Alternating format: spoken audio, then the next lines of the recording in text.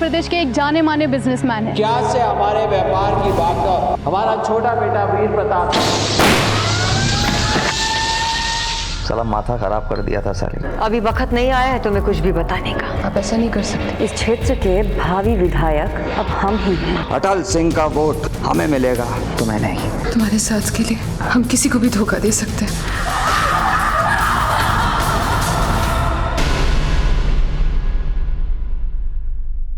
जब एक पक्ष दूसरे पक्ष को नीतिगत या गैर नीतिगत तरीके से चोट पहुंचाने का प्रयास करता है तो जो स्थिति उत्पन्न होती है उसे द्वंद्व कहते हैं। द्वंद्व वो घातक अवस्था है जो बड़े से बड़े अनर्थ का कारण बन सकती है और आज का एक केस उस हकीकत को बयां करता है जो द्वंद्व के ऐसे ही अनर्थों का कारण बनी थी। ले आओ द्रुपद पुत्री को दुशासन, हम हैं बड़े भैया। दुशासन, तूने अगर पंचाली को हाथ लगाया तो तेरी दांत तोड़ दूंगा। भीम, तुम दांत हो हमारे, नजरें नीची करो। चल। हे बंसी वाले, हे गोविंद, हे गोपाल, हे सर्वशक्तिमान, हमारे लाज बचाओ प्रभु, हमारे लाज। भैया जी, मास्टर जी सही बोले रहे। जिस चीरहरण का कांड है ना, महाभारत का कारण बना रहा। सही बोले रहे, ये औरत जात सभी लड़ाई दंगों का कारण है। अरे रावण का लंका भी तो इसीलिए जला था। अब पराया मर्द पराई स्त्री को छुएगा तो घमासान तो मचेगा ना। वो बात तो है।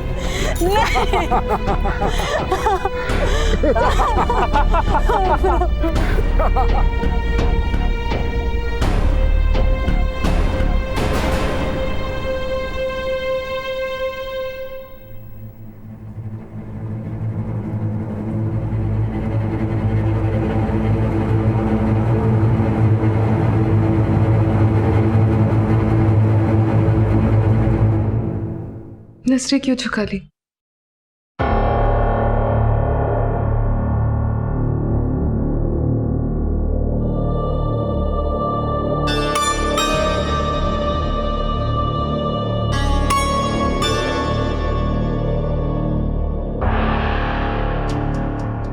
अब हमें कोई नहीं देखेगा।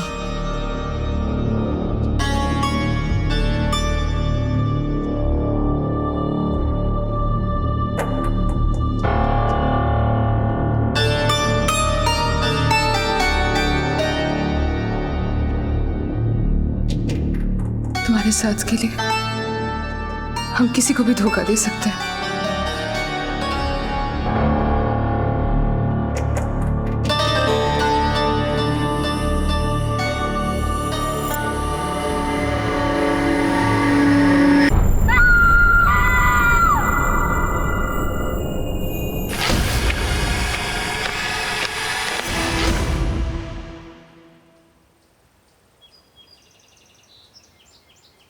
सब रेडी है?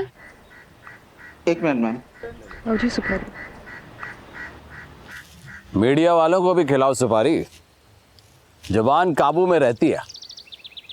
अटल सिंह जी, समझ लीजिए हम अपने चैनल के लिए आपकी ड्यूटी कर रहे हैं। हमारी जबान आपकी शान में ही बोलेगी। और रिपोर्टर जब आप जितनी खूबसूरत हो तो लोग सुनते कम देखते ज्यादा है। हमारा तो सुझाव ये रहेगा कि बाबूजी के प्रोफाइल में आप जितना कम दिखे उतना अच्छा है। जैसा कि हम सब जानते हैं, अटल सिंह जी उत्तर प्रदेश के एक जाने माने बिजनेसमैन हैं। इनके फूड प्रोसेसिंग प्लांट्स ने गांव के कई बेरोजगारों को रोजगार दिया है। आज हम अटल सिंह जी और उनके परिवार के साथ उनके अनुभवों, उनकी पारिवारिक जिंदगी और रिश्तों से आपका परिचय करवाएंगे। तो अटल सिंह जी, सबसे पहले ये बताइए आपकी सफलताओं के राज क्या है? हम तो अपने आप को सफल नहीं मानते। हम आज भी बेहतर कल के लिए संघर्ष कर रहे हैं। कैसा कल चाहते हैं आप? वैसा कल जहां इस क्षेत्र का हर व्यक्ति गर्व से कह सके कि वो सफल है। 18 साल पहले हम इस गांव के पंच प्रमुख थे, तभी से हमारे विचार इसी ओर अग्रसर हैं। और राजनीति में आने का उद्देश्य हमारा यही नहीं है, बल्कि वो उम्मीदें जो आम आदमी अपने पूर्व विधायकों से कर रहा था, वो विधायक उस पर खरे नहीं उतरे। मतलब आप वो कर दिखाना चाहते हैं जो अभी तक इस क्षेत्र का कोई भी विधायक नहीं कर पाया? जी। दीदी, आपको डायबिटीज है ना? मिश्री छोड़िए, गिरारी उठा लीजिए। बड़े किस्मत वाले हैं हम। जो आपकी जैसी भाभी मिली है, हमारी एक सलाह मानो, तुम भी मीठा चखना छोड़ दो। बहुत ही रसीली हो गई हो। ये है अटल सिंह जी के छोटे बेटे वीर प्रताप सिंह। वीर जी, आप कुछ कहना चाहेंगे अपने पिता के लिए? जी, हमारी शुभकामनाएं हैं पिताजी के साथ। वो बीते 18 सालों का हिसाब जरूर चुकाएंगे, जैसा कि उन्होंने अभी कहा। और ये है अटल जी की बड़ी बहू ऋचा सिंह। ऋचा जी, एक निजी सवाल, आपकी खूबसूरती का राज क्या है? जी, वो तो आपको हमारे पतिदेव से पूछना चाहिए। आप खूबसूरत तो है, लेकिन लगती गांव की ही है। वैसे आपको देखकर विश्वास नहीं होता कि आपने गुडविन कॉलेज दिल्ली से अपनी ग्रेजुएशन की है। राज क्या है उन डिग्रीज का? Correction, I am no graduate. I hold an MA degree in political science. और यह है अटल जी की इकलौती बेटी मृदुला सिंह। मृदुला जी, अपने पति के स्वर्गवास के बाद आप अपने पिता के घर ही रह रही है, तो कैसा लगता है यहाँ? एक बेसहारा को अगर सहारा मिल जाए, और वो भी अपनों से, तो हर दुख सुख में बदल जाता है। और ये है अटल जी के बड़े बेटे, उनके उत्तराधिकारी केदार सिंह। केदार जी, क्या लगता है आपको, आपके पिता की इस चुनाव में जीत होगी? निश्चित जीत होगी। बाबूजी ने कभी हारना नहीं सीखा। ये है मेरा वारिस सूरज और ये पोती स्वाति।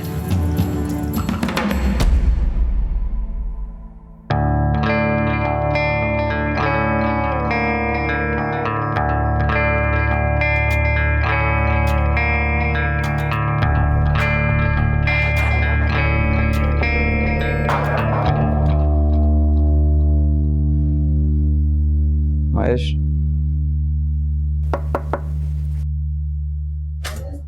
नमस्ते साहब। जाओ। ठीक है सर।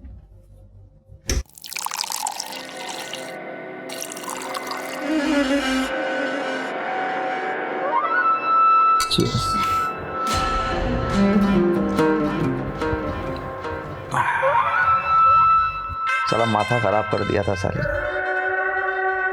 तुमसे बहस कर रही थी, बताओ। बीवी है तुम्हारी, मुझसे तो जलेगी।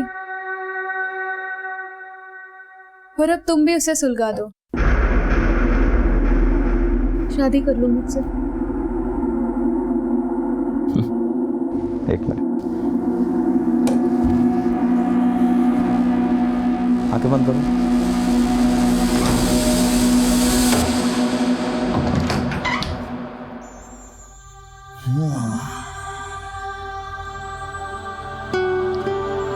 कैसा लगा?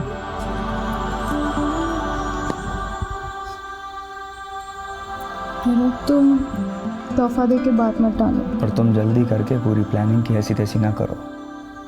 बाबूजी राजनीति में कदम रख रहे हैं, पूरा बिजनेस हमारे हवाले करके। एक बार बिजनेस हाथ में आ गया, फिर रानी तो तुम ही बनोगी हमारी। लेकिन तुम्हारी मृदुला दीदी भी कुछ कम पापड़ नहीं बेल रही। क्या मतलब? सुनने में आया कि वो तुम्हारे फैक्ट्री के वर्कर्स से काफी मिल रही है, यहाँ तक कि उनकी बीवियों का भी काफी ख्याल रख रही है, ताकि उनके पति उन्हें अपना अन्नदाता समझने लगे। औरत है, औरत जैसे ही सोचेगी।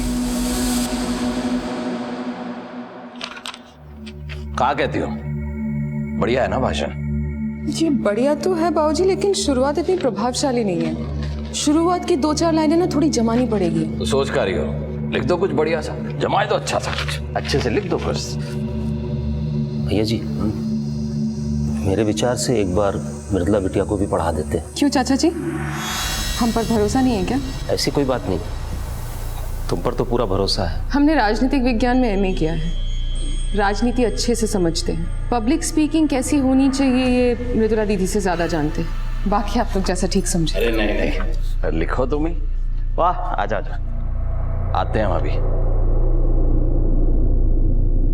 बाबूजी को तो बड़ी बढ़िया तरीके से पढ़ा लेती हो तुम, लेकिन राजनीतिक विज्ञान के साथ साथ अपने पति को बस में रखने का ज्ञान भी सीख लेती ना, तो आज बेचारे बड़के भैया दूसरी औरतों का जूता नहीं पड़ने में व्यस्त होते। ननद जी, हम वो पत्नी नहीं ना जो पति को खूंटे से बांध के रखे, खुला छोड़ दिया है ताकि वो अपना बिजनेस संभाल सके।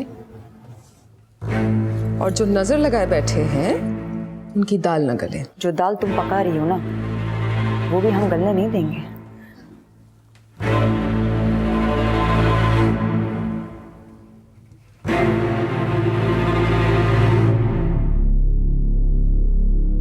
क्या हुआ वीर?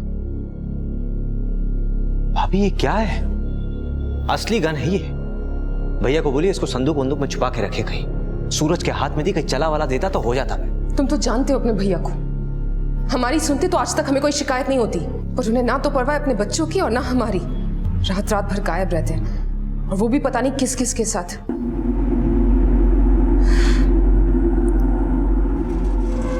वीर,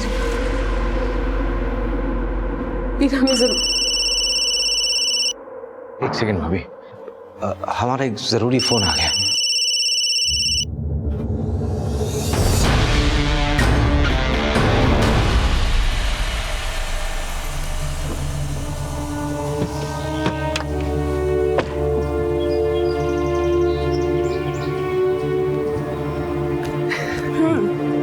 अब याद आई हमारी। अगर हम कॉल ना करते ना तो तुम हमसे मिलने भी नहीं आते। वैसे सब ना सही कहते हैं कि ठाकुरों से बच के ही रहना चाहिए। पता नहीं कब पलटी मार दे। हम उन पलटने वालों में से नहीं है। एक बार लंदन से अपनी पढ़ाई पूरी करके आ जाएं, फिर बनाएंगे तुम्हें अपनी बीवी।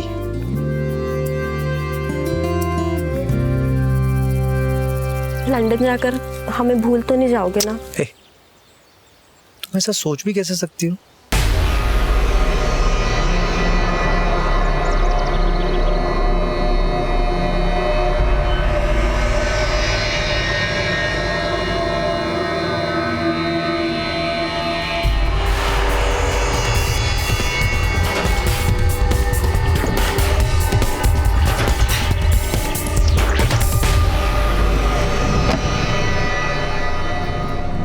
नमस्ते दीदी जी, आप यहाँ? हम तो बस ये देखने आए थे कि तुम कितनी सुंदर हो। जी, हम कुछ समझे नहीं। कोई बात नहीं, जल्दी ही समझा देंगे।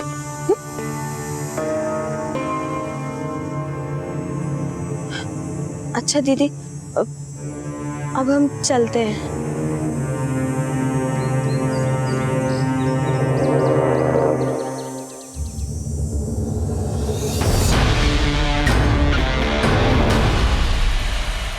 अनीता और वीर के रिश्ते का राज जानने वाली ऋचा अटल सिंह के परिवार की पहली और इकलौती सदस्य थी, और अब अनीता की जिंदगी एक ऐसे षड्यंत्र की भेंट चढ़ने वाली थी जिसका फायदा उठाकर ऋचा वो सब करने वाली थी जिसकी उसने हमेशा से चाह की थी। अटल सिंह के परिवार में सिर्फ ऋचा ही नहीं बल्कि और भी कई मौका परस्त लोग थे जिनकी हकीकत परत दर परत सामने आने वाली थी। लेकिन इस परिवार के सदस्यों की अंदरूनी राजनीति इस परिवार की नींव को अंदर ही अंदर खोखला कर रही थी, जिसका फायदा उठाकर कोई भी इस परिवार में फूट पैदा करके इस परिवार को नुकसान पहुंचाने की योजना बना सकता था।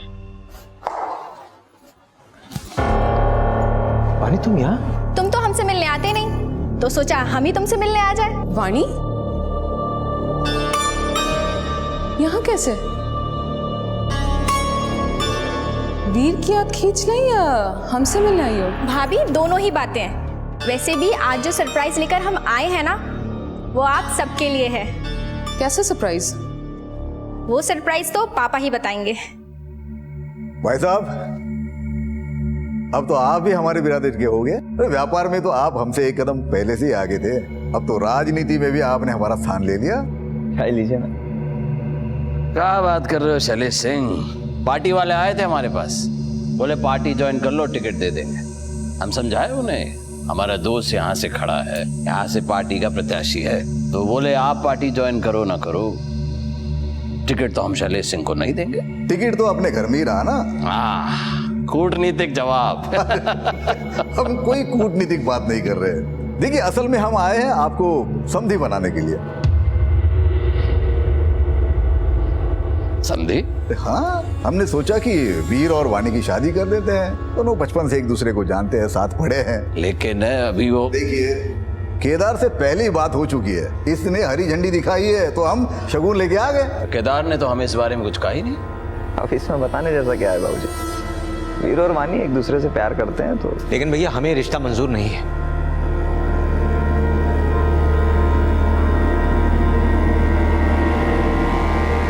वानी देखो, बुरा मत मानो, दरअसल वीर अभी शादी के लिए तैयार नहीं है। हमारा मतलब है कि वो अभी लंदन जाके पढ़ाई करना चाहता है। अगर इतनी सी बात है तो इसके लंदन जाने से पहले सगाई कर लेते हैं, लंदन से लौटने के बाद शादी कर लेंगे। आप समझ नहीं रहे, हम नहीं कर सकते शादी। पर क्यों वीर? रानी क्योंकि हम तुमसे प्यार नहीं करते। पापा चलिए यहाँ से, बहुत इंसल्ट हो गई।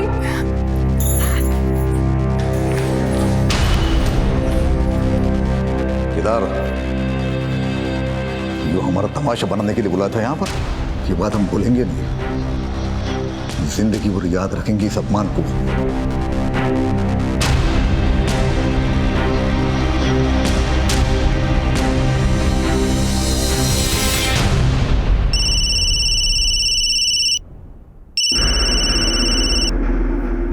इस वक्त क्यों फोन किया? मुझे तुमसे बहुत ज़रूरी बात करनी है।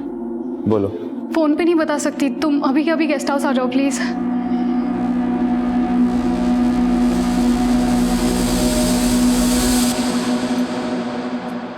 इतना बन ठन के कहाँ जा रहे हैं वो भी इस वक्त? एक क्लाइंट के पास।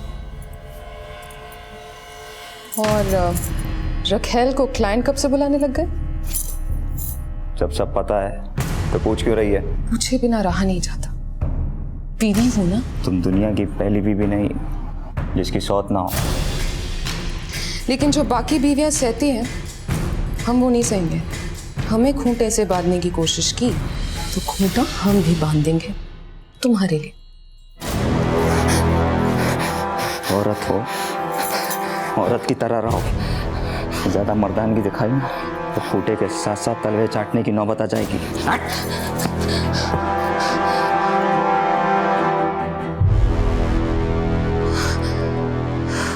कितनी बार बोले तुमसे, 98981 होता है, 18 नहीं होता है। लिखिए उसको फिर से। सूरज, स्वाति, तुम लोग अभी तक यहाँ पे हो? चलो चलो उठो, चलो जल्दी, सोने का टाइम हो गया। चमेली इनको लेकर जाओ, जल्दी सुला देना। हाँ जल्दी। भाभी,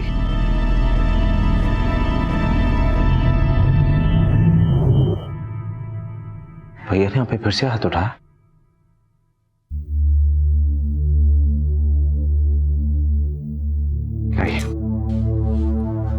हम जानते हैं वीर, तुम्हें हमारी बहुत फिक्र है। हमें सिर्फ आपके लिए बुरा लग रहा है भाभी।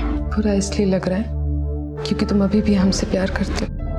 भाभी, भाभी नहीं, सिर्फ रिचा। क्यों वीर, ये पहली बार तो नहीं है। हमसे जो हुआ वो भूल थी। भूल नहीं, प्यार था। लेकिन हम वो गलती दोबारा नहीं दोहरा सकते भाभी, इसलिए उस रात जो कुछ भी हुआ हमारे बीच वो आप भी भूल जाइए। प्लीज वीर, हमें मत रोको।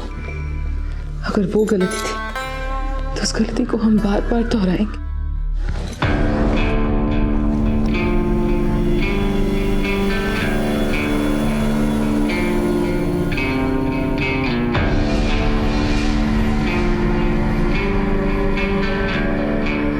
नजरें क्यों झुका ली?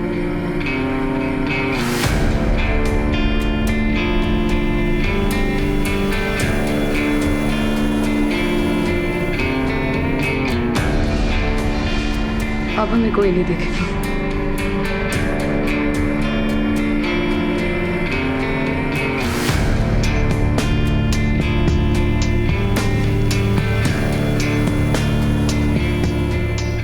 तुम्हारे साथ के लिए हम किसी को भी धोखा दे सकते हैं।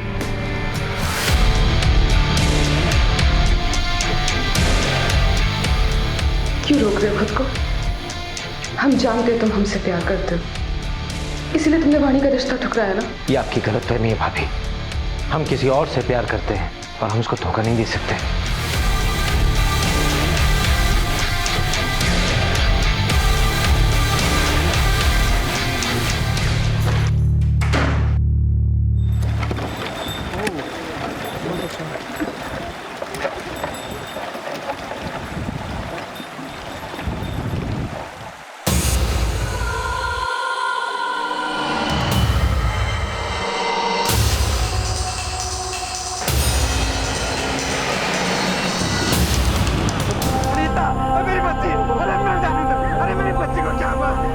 ये हमारी बेटी अनीता है। कल शाम से ही हम इसके लिए परेशान थे।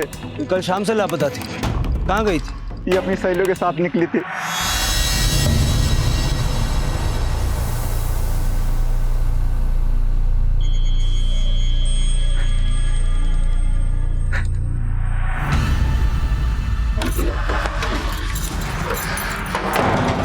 भाभी, हमने कल आपसे कहा था ना कि हमारे बीच। हम वो नहीं करने आए जो तुम सोच रहे हो। तुम्हारी गांव वाली गर्लफ्रेंड की हत्या कर दी है किसी ने।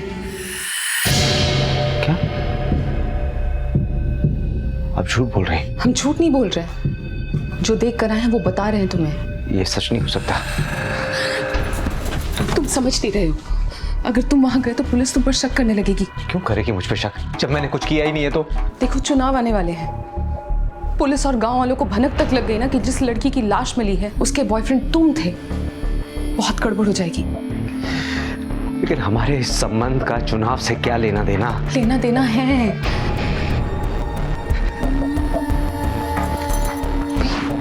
संभालो अपने आप को, हम समझ सकते तुम्हारा दर्द। बहुत तकलीफ होती है जब हमें प्यार करने वाला हमारा साथ छोड़ देता। तुमने आखिरी बार अनीता को कब देखा था? शाम को हम थे उसके साथ। साहब, ठाकुर साहब के बंगले से रोज उससे कोई मिलने आता था। कौन आता था? ये हमें नहीं पता साहब, लेकिन हाँ, कल एक बड़ी गाड़ी में कोई उससे मिलने आया था।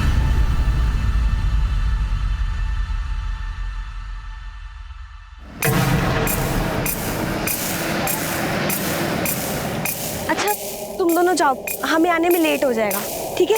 अरे घर जल्दी आ जाना। हाँ, के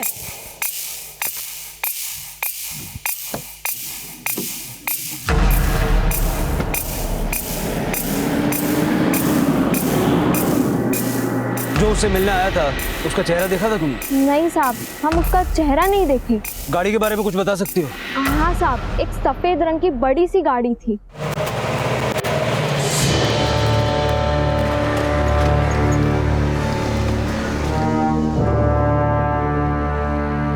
क्या बात है दरोगा, कैसे आना हुआ?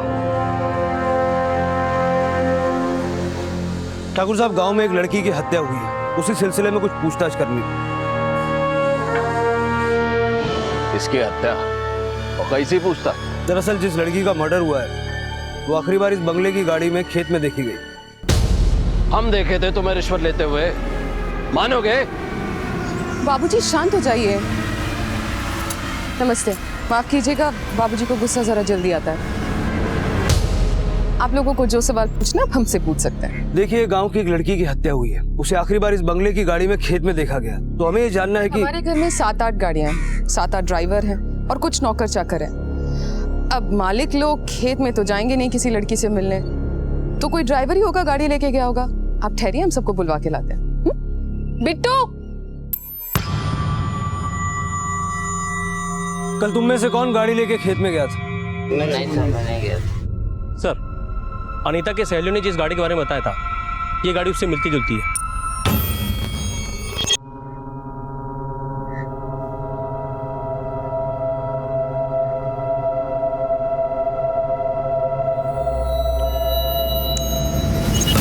ये गाड़ी कौन चलाता?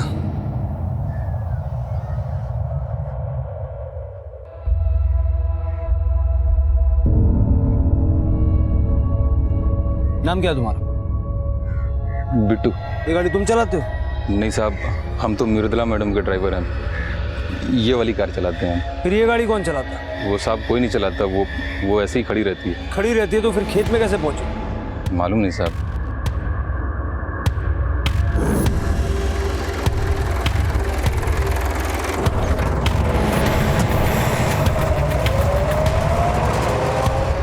सर, सबको बहुत पढ़ा के पूछताछ के लिए सामने किया है। गाड़ी जब यहीं खड़ी रहती है तो टायरों पे ताजी मिट्टी कैसे? ये कांड किसी ड्राइवर का नहीं है मिश्रा, किसी फैमिली मेंबर का है, और ये पता करने के लिए कोई और ही जुगाड़ लगाना पड़ेगा। सर, ये बिट्टू अटल सिंह की बेटी मृदुला का ड्राइवर आपसे कुछ करना चाहता है। सर बोलो। साहब, दरअसल बात यह है कि हम आपको सच इसलिए नहीं बताएं कि अगर हम कुछ बोलते तो मालिक हमारी चमड़ी उधड़वा देते साहब। डरो मत, बैठो। जो कुछ जानते हो साफ साफ बताओ। साहब, आप जिस गाड़ी के बारे में बात कर रहे थे, दरअसल मालिक के बड़े बेटे केदार सिंह खुद ही चलाते हैं। वो किसी को छूने तक नहीं देते साहब। केदार सिंह कल वो खुद ही गया था उस लड़की से मिलने? गाड़ी हम बाहर जाते हुए देखे थे साहब, लेकिन उसके बाद का हमको नहीं पता। जा सकते।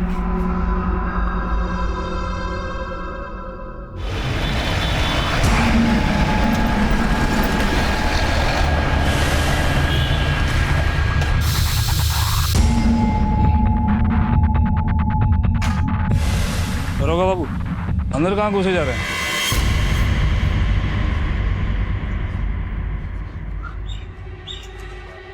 आप लोग यहाँ आने की वजह जान सकते हैं? हम एक गाड़ी फॉरेंसिक जांच के लिए भेजनी है। क्यों? जिस लड़की का मर्डर हुआ वो लड़की इस गाड़ी में देखी गई। ये गाड़ी वहाँ कैसे जा सकती है? केदार सिंह को बुलवाइए, हम सब उगलवा लेंगे। क्या उगलवा लेंगे आप? वो कल रात से घर नहीं लौटे हैं। तो कांड करके भाग गए? दरोगा बाबू, हवा में तीर मत छोड़िए। कोई सबूत है तो दिखाइए। सबूत भी मिल जाएंगे। ये गाड़ी हमारे हवाले करो। कैसे आपके हवाले कर दे गाड़ी? कोई कागज पत्री, चिट्ठी पत्री, वारंट लाए? देखिए, सुबह से देख ही तो रहे। चलिए जाइए आप लोग, इससे पहले कि ऊपर से फोन आए और आप लोग मुसीबत में फंस जाएं। निकलिए। नमस्ते।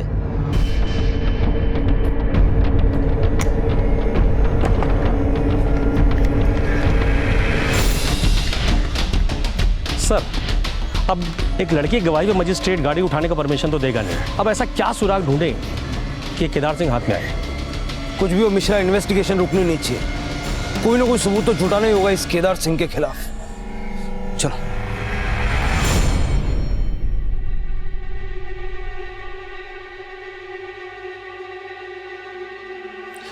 भैया वो उसका फोन नहीं लग रहा। दिल्ली में मरने किसके पास गया? ये पता नहीं चल पा रहा भैया। फंसवा दिया मैं, फंसवा दिया। बाबूजी, हाँ दरअसल बोल वीर, हमें तुमसे कुछ बात करनी है। बाबूजी 1 मिनट। ये तुम क्या करने जा रहे थे? बाबूजी से भी कुछ मत कहो, वो बहुत गुस्से में। अनीता से तो हम मिलने जाते थे ना, केदार भैया नहीं। हम जानते हैं, पर तुमने उसे मारा तो नहीं ना?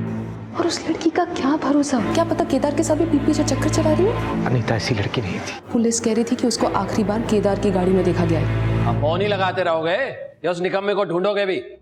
कोशिश कर रहे हैं। कोशिश नहीं, पकड़ के लाओ उसे यहाँ। इतना ना बिगड़ो, बेटा है हमारा। हाँ, बहुत महान काम किए है ना ससुरा। आने दो, चरण धो के पिलाएंगे तुम्हें। यहाँ खड़े अब क्या कर रहे हो? जाओ ढूंढो उसे। अच्छा, पुलिस वाले को कुछ दे दवा के रफा दफा करवाओ केस, मैं सब चौपट हो जाएगा। जल्दी कर। बाबूजी, अभी तक तो आप अपना सारा बिजनेस बड़के भैया को सौंपने वाले थे। अब समझ में आ रहा है कि वो आपका इज्जत ही नहीं, धंधा भी चौपट कर सकते हैं।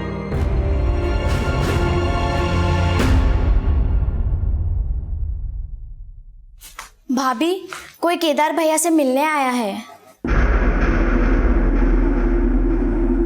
क्या बात है?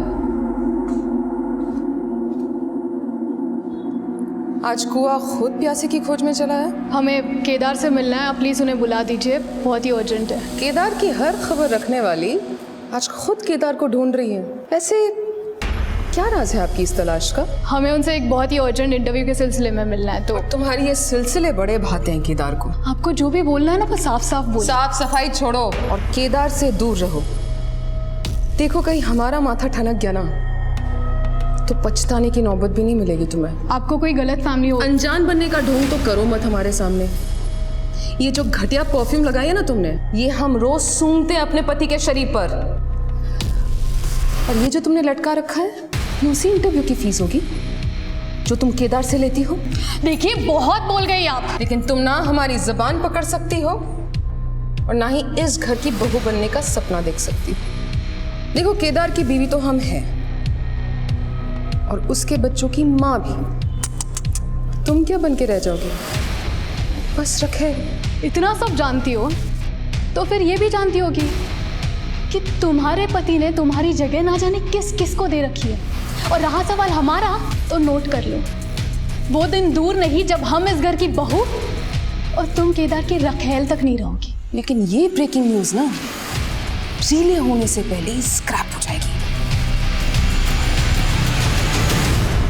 श्वेता शुरू से ही ऋचा की आंख का कांटा थी, लेकिन श्वेता को अपने पति केदार की जिंदगी से दूर रख के ऋचा पति पत्नी के रिश्ते को कोई दूसरा मौका नहीं देना चाहती थी, बल्कि वो तो खुद पति पत्नी के रिश्ते का गला घोंटकर वीर के साथ वो सब कुछ करना चाहती थी जो केदार अब तक उसके साथ करता आया था। कहीं ना कहीं ऋचा को यह भी डर था कि शायद श्वेता इस घर में उसकी जगह ले सकती है, लेकिन उसे इस बात का संतोष था कि केदार पुलिस की नजरों में अनीता मर्डर केस का प्राइम सस्पेक्ट था और अचानक से उसका यूं गायब हो जाना इस शक को और पुख्ता कर रहा था। अनीता की हत्या एक ऐसी योजना थी जिसका सबसे ज्यादा फायदा ऋचा को ही होता नजर आ रहा था, लेकिन पुलिस का ध्यान अभी तक इस समीकरण की तरफ गया नहीं था और ना ही अनीता की हत्या के पीछे रचे गए षड्यंत्र का उन्हें कोई आभास था। मृदुला के ड्राइवर बिट्टू की गवाही के आधार पर उन्हें यही लग रहा था कि अनीता की हत्या के पीछे केदार का हाथ है और अब उन्हें केदार की तलाश थी।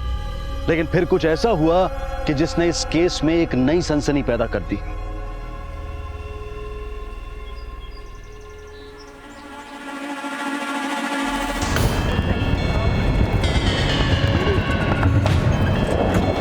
आइए आइए, ये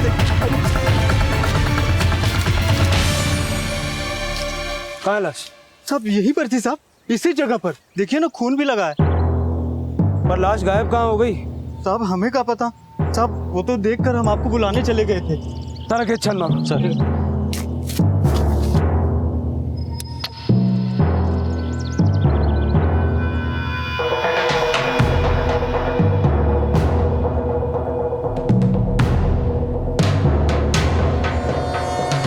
सर सर सर ये देखिए, आई कार्ड मिला है और इस पर खून भी लगा है।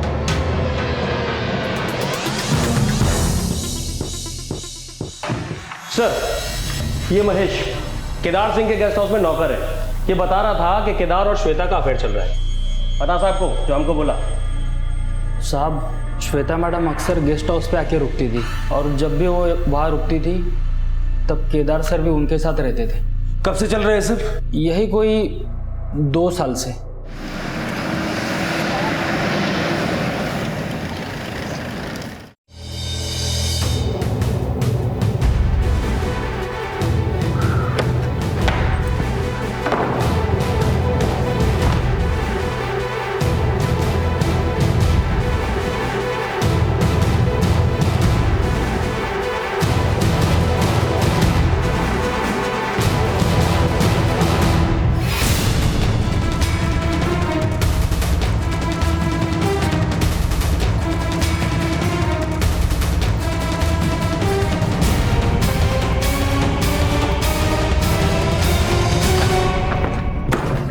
कहाँ जाने की तैयारी हो रही थी?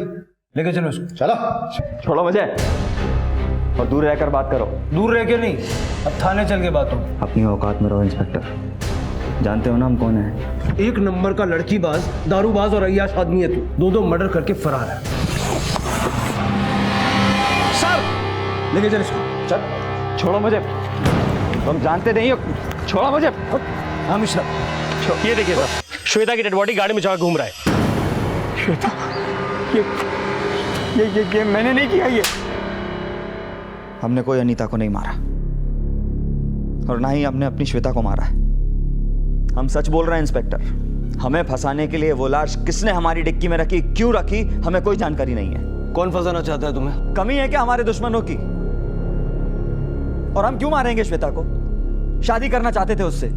केदार तुम ऑलरेडी शादीशुदा हो, तुम उससे शादी नहीं करना चाहते थे, कोई और ही कांड करना चाहते थे। क्यों मारा उसे बोलो। इंस्पेक्टर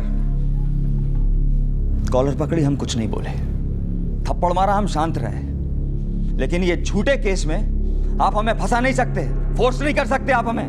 हमने श्वेता को नहीं मारा, प्यार करते थे उससे, शादी करना चाहते थे। चलो मान लेते नहीं मारा, तो फिर अचानक गायब कहां हो गए थे?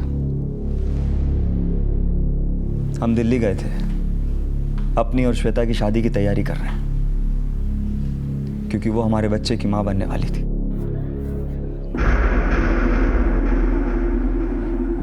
क्या हुआ? अचानक क्यों बुलाया मुझे? Kedar, I'm pregnant। क्या? ये तो और भी स्ट्रॉन्ग मोटिव है। मतलब किसी शादीशुदा आदमी की लवर प्रेग्नेंट हो जाए तो वो तो उसकी। आप गलत समझ रहे हैं। हम सच में श्वेता से प्यार करते थे, सच में उससे शादी करना चाहते थे। इसके लिए हम ऋचा को तलाक भी देते, निश्चित देते। 3 दिन से मैं दिल्ली में था। यकीन ना हो तो आप पता कर लीजिए पता। अरे कहा मतलब है बेल नहीं मिल पाएगी? चुनाव लड़ने जा रहे हैं और हमारा कपूत जेल में है। कहा छवि बनेगी जनता के सामने हमारी? केदार की गाड़ी से श्वेता की लाश मिली, बेल मिलना मुश्किल। तो क्या हमारे पति जेल में ही रहेंगे? वकील साहब आप कुछ भी कीजिए, लेकिन हमारे पति को जेल से निकलवाइए।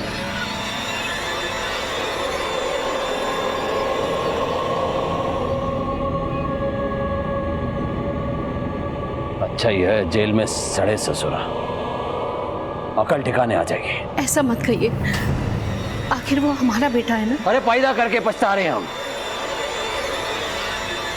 सोचे थे बिजनेस उसके मत्थे मड़ के आराम से राजनीति करेंगे। अब लगता है चुनाव लड़ना छोड़ के वापस से बिजनेस संभालना पड़ेगा। सर, हमने केदार सिंह की इंफॉर्मेशन क्रॉस चेक की है।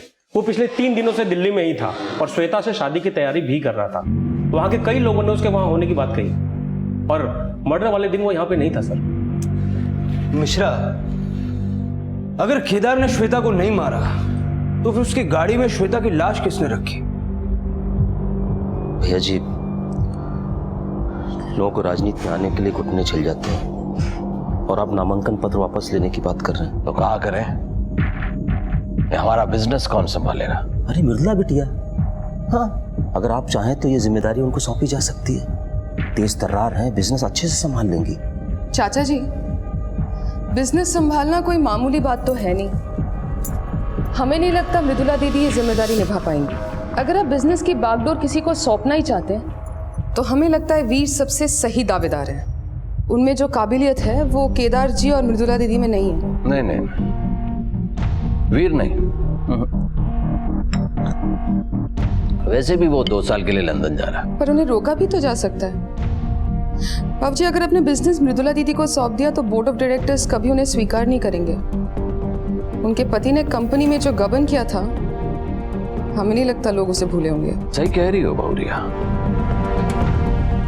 समय की मांग है कि वीर को बिजनेस सौंपा जाए।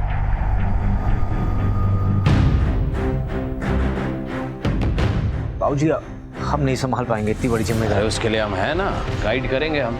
बाबूजी, इतना आसान नहीं हुआ। जिंदगी में पहली बार तुमसे कुछ मांग रहे हैं, मना मत करो। लेकिन बाबूजी प्लीज वीर, मान जाओ। रिचा, तुम अपने आप को बहुत होशियार समझती हो। पति के जरिए राज नहीं कर पाई तो अब देवर का इस्तेमाल कर रही हो। हम अपने आप को होशियार समझते नहीं, हम होशियार हैं। अब हम जो करेंगे ना भाभी माँ, वो तुम समझना तो दूर, सोच भी नहीं पाओगे। All the best. माना कि अनीता की मर्डर वाली रात केदार यहीं था, लेकिन वो अनीता से मिलता था या उसके कोई संबंध थे, ऐसा कोई प्रमाण सामने नहीं आया। लेकिन श्वेता से उसके संबंध थे। पर श्वेता के मर्डर वाले दिन वो दिल्ली में था। फिर बिट्टू ने हमसे झूठ क्यों बोला? इस डबल मर्डर केस की कहानी क्या है? अगर ये 2 मर्डर्स 2 अलग अलग लोगों ने किए हैं तो वो कौन है? अगर दोनों का हत्यारा एक ही है तो वो कौन है? सर, हमें तो लगता है कि इसमें एक ही आदमी का हाथ है। ये बहुत बड़ा षड्यंत्र है सर। हो सकता है कि अटल सिंह की विरोधियों की उसके बेटे को फंसाकर उसके चुनावी अभियान में खलट डालने की कोशिश हो। मिश्रा, हो ये भी सकता है कि अपराधी कोई और ही हो और उसने जानबूझकर ये वक्त चुना ताकि हमारी शक की सुई राजनीतिक षड्यंत्र की तरफ जाए। ये खेल सिर्फ सत्ता का नहीं है मिश्रा, इसमें कई और सारे पहलू हैं जो अभी तक हमारे सामने नहीं आए। हमने वीर को अपना वारिस बनाने का फैसला किया। बस कुछ कागजी कार्रवाई के बाद कल से वीर हमारे सारे बिजनेस की बागडोर संभालेगा।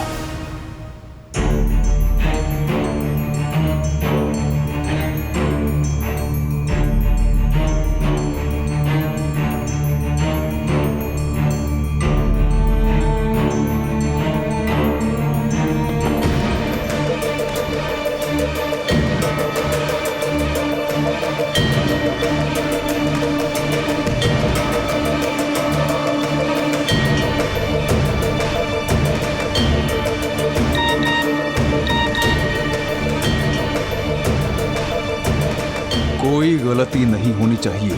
कल उसकी जिंदगी का आखिरी दिन होना चाहिए।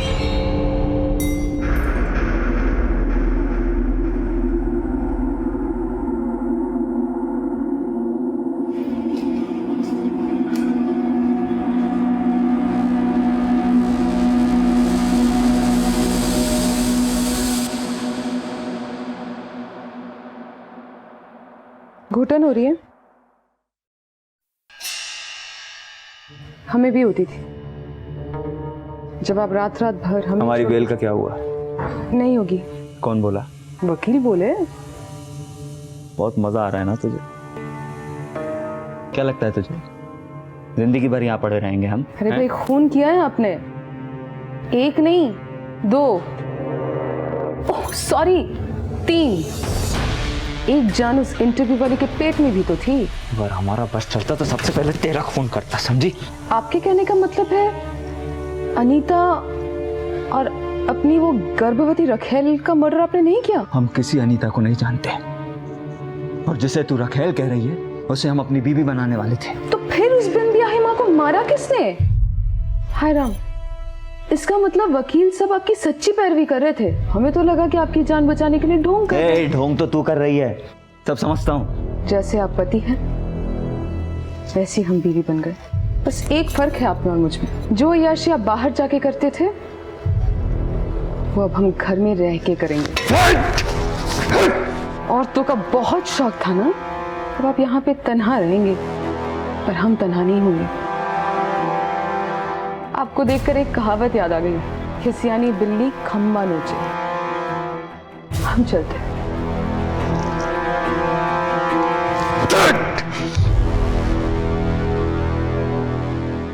मिश्रा, इस बात से इनकार नहीं किया जा सकता कि अनीता और श्वेता का मर्डर केदार को फंसाने की साजिश है। लेकिन सवाल यह उठता है कि इस साजिश को रचने वाला कौन हो सकता है। उसकी गिरफ्तारी का सबसे ज्यादा फायदा वीर को हुआ, क्योंकि अटल के राजनीति में जाने के बाद सारा बिजनेस वीर के हाथों में आ गया। अटल सिंह के परिवार की जो बातें सामने आई हैं, उससे ये नहीं लगता कि इन सब के पीछे वीर का हाथ है। वो हायर स्टडीज के लिए लंदन जाना चाहता था। लंदन की एक यूनिवर्सिटी में उसका एडमिशन भी हो चुका था सर। नहीं, ऐसा तो नहीं कि केदार को फंसाने का प्लान मृदुला का ही हो सकता है सर। लेकिन सर एक बात सुनने में आई है कि वीर को राजी करने में सबसे बड़ा हाथ केदार की बीवी ऋचा का है। मिश्रा, यही सवाल तो ऋचा की भूमिका पर सवाल खड़े करता है। वो अच्छी तरह से जानती थी कि केदार और श्वेता की शादी उसका अटल सिंह जैसे बड़े आदमी के परिवार से रिश्ता तोड़ सकती है। इसीलिए केदार को सबक सिखाने और परिवार में अपना वर्चस्व जमाए रखने के लिए उसने ये सारा खेल खेला, और वीर उसका एक मोहरा बना। सर, ये लड़ाई सिर्फ अटल सिंह के बिजनेस की ही नहीं है। अटल सिंह चुनाव भी लड़ रहा है। हो सकता है अटल सिंह की परिवार को बदनाम करने के लिए उसके विरोधियों की साजिश हो। मैं नहीं मानता, क्योंकि अटल के आगे ऐसा कोई उम्मीदवार नहीं है जो इतना सब करके भी अटल सिंह को हरा सके। हाँ, उसका एक दुश्मन शैलेश सिंह है, क्योंकि उसकी टिकट पार्टी ने अटल सिंह को दे दी थी। लेकिन अगर उसे भी ये खेल खेलना होता तो वो अटल सिंह को बदनाम करता, उसके बेटे को क्यों? मिश्रा, ये देवर भाभी मिलके कोई खिचड़ी तो नहीं पका रहे?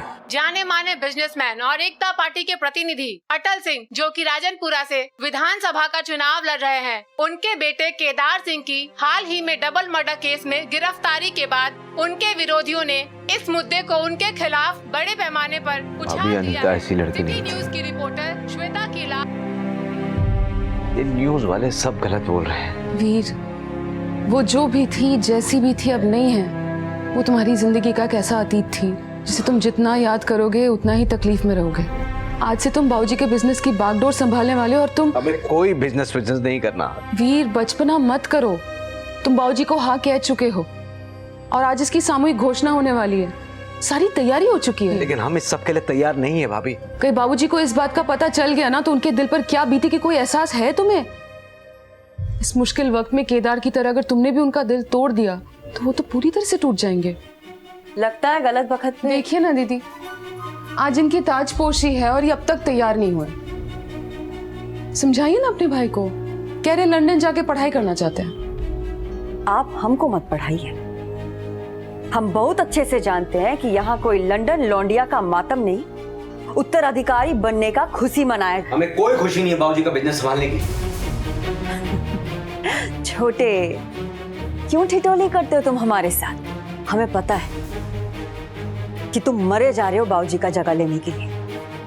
नौटंकी चल रहा है यहाँ।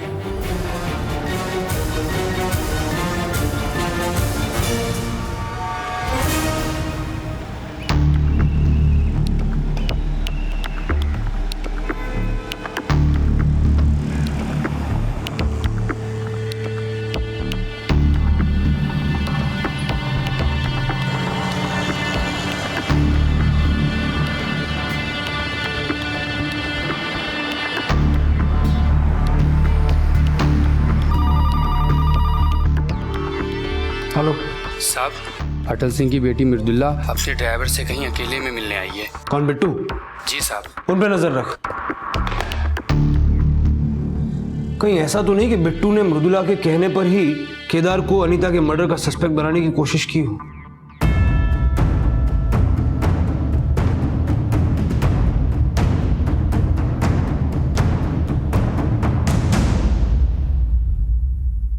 अटल सिंह के परिवार वालों का मानसिक घमासान उन्हें एक ऐसी तबाही की तरफ ले जा रहा था जहां एक सोची समझी रणनीति बनाकर षड्यंत्रकर्ता उन्हें तारों में पिरोकर ऐसे खेल रहा था जैसे कठपुतलियों को नचाने वाला खेलता है, जहां नाचती हुई कठपुतलियां तो नजर आती हैं लेकिन उन्हें नचाने वाला दिखाई नहीं देता। दोस्तों, आज जब हम राजनीति में आ रहे हैं तो हमारा मकसद केवल बेरोजगारी हटाना नहीं बल्कि उन सारी समस्याओं को दूर करना है जो हमारे पूर्व विधायक नहीं कर पाए। अब जब हम राजनीति में आए हैं तो हमारे पत्रकार भाई, टेलीविजन वाले सब हमसे पूछ रहे हैं कि राजनीति में आने के बाद आपके व्यापार की बागडोर कौन संभालेगा। तो हमें खुशी हो रही है कि इस मंच पर आज हम घोषणा करने जा रहे हैं। इस मंच से घोषणा करते हुए ये बहुत खुशी हो रही है कि आज से हमारे व्यापार की बागडोर हमारा छोटा बेटा वीर प्रताप सिंह करेगा।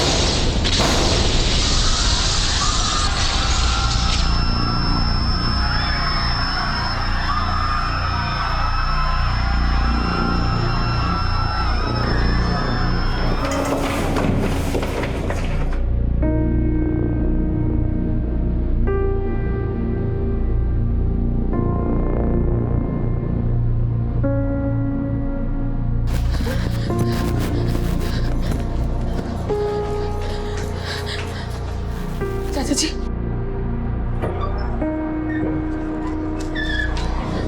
डॉक्टर साहब, बाबूजी वीर कैसे? कौन, डरने की बात तो नहीं है ना? देखिए, वीर खतरे से बाहर है लेकिन अटल जी की हालत काफी सीरियस है और फिर वो कोमा में है। ऐसे में कुछ कह पाना बहुत ही मुश्किल होगा।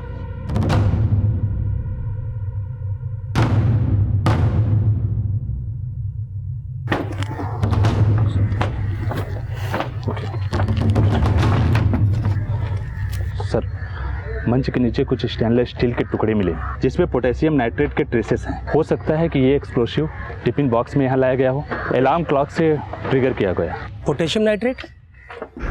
लेकिन बॉम्ब बनाने वाले को ये सामान कहाँ और कैसे मिल सकता है? जनरली सर, खाद बनाने वाले फैक्ट्री में मिलता है, शायद वहीं से चोरी किया गया हो।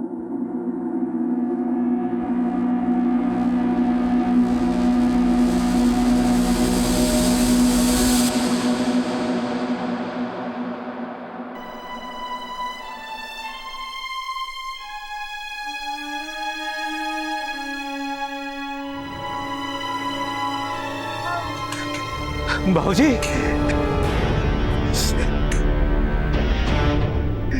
बाबूजी,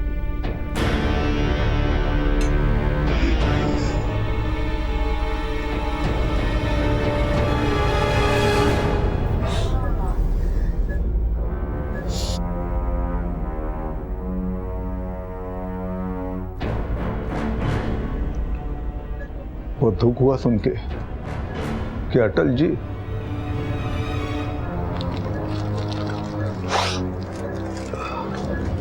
इस घटना के बाद सारा क्षेत्र खुद को अनाथ महसूस कर रहा है। बाबूजी अभी मरे नहीं है। इतनी आसानी से हम उन्हें मरने भी नहीं देंगे। हमने खुद फोन करके दिल्ली के एक बड़े न्यूरोसर्जन से बात की है, बुलाया उनको यहाँ पे अटल जी के ट्रीटमेंट के लिए। फोन करने की कोई जरूरत नहीं है शैलेश जी। कैसी बातें कर रहे हो बेटा?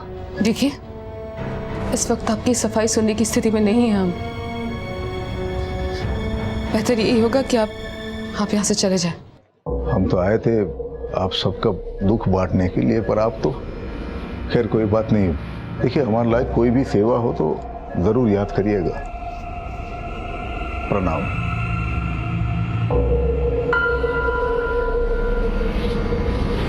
सर, हमने फैक्ट्री की सीसीटीवी फुटेज चेक की है। घटना से पहले मृदुला का ड्राइवर बिट्टू फैक्ट्री आया था।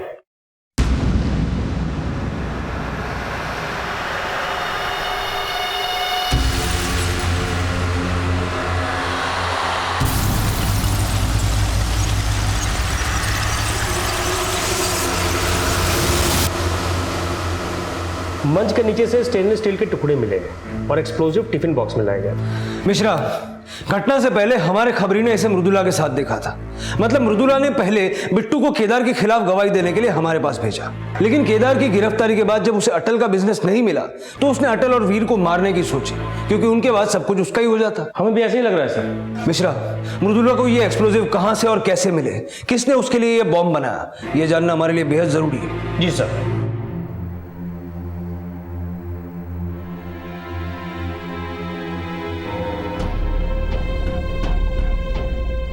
देवर की सेवा में पति को तो भूल ही गई तुम।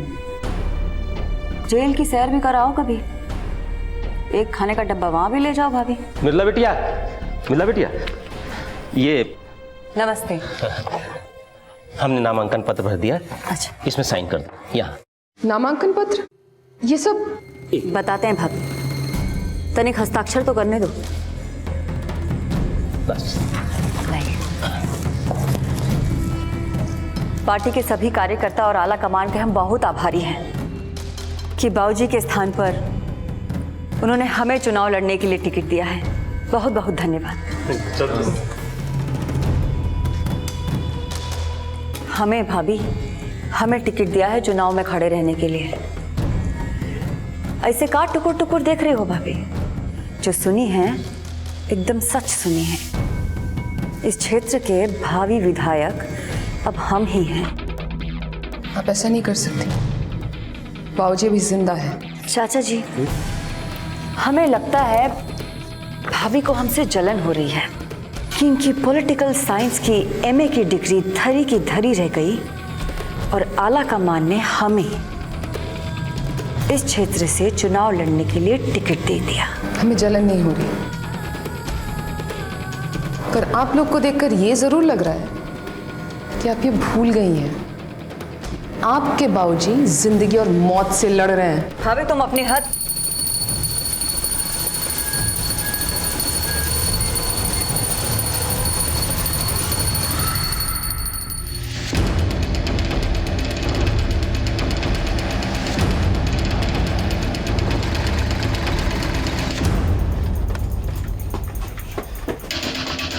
तोड़ दो ताला। मिश्रा, पूरा घर छानना। सर।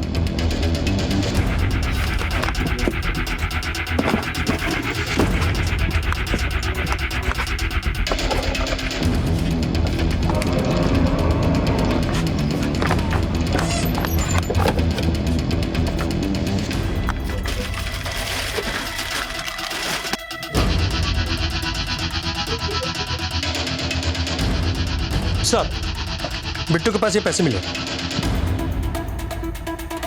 ढूंढो, कुछ ना कुछ और जरूर मिलेगा। सर,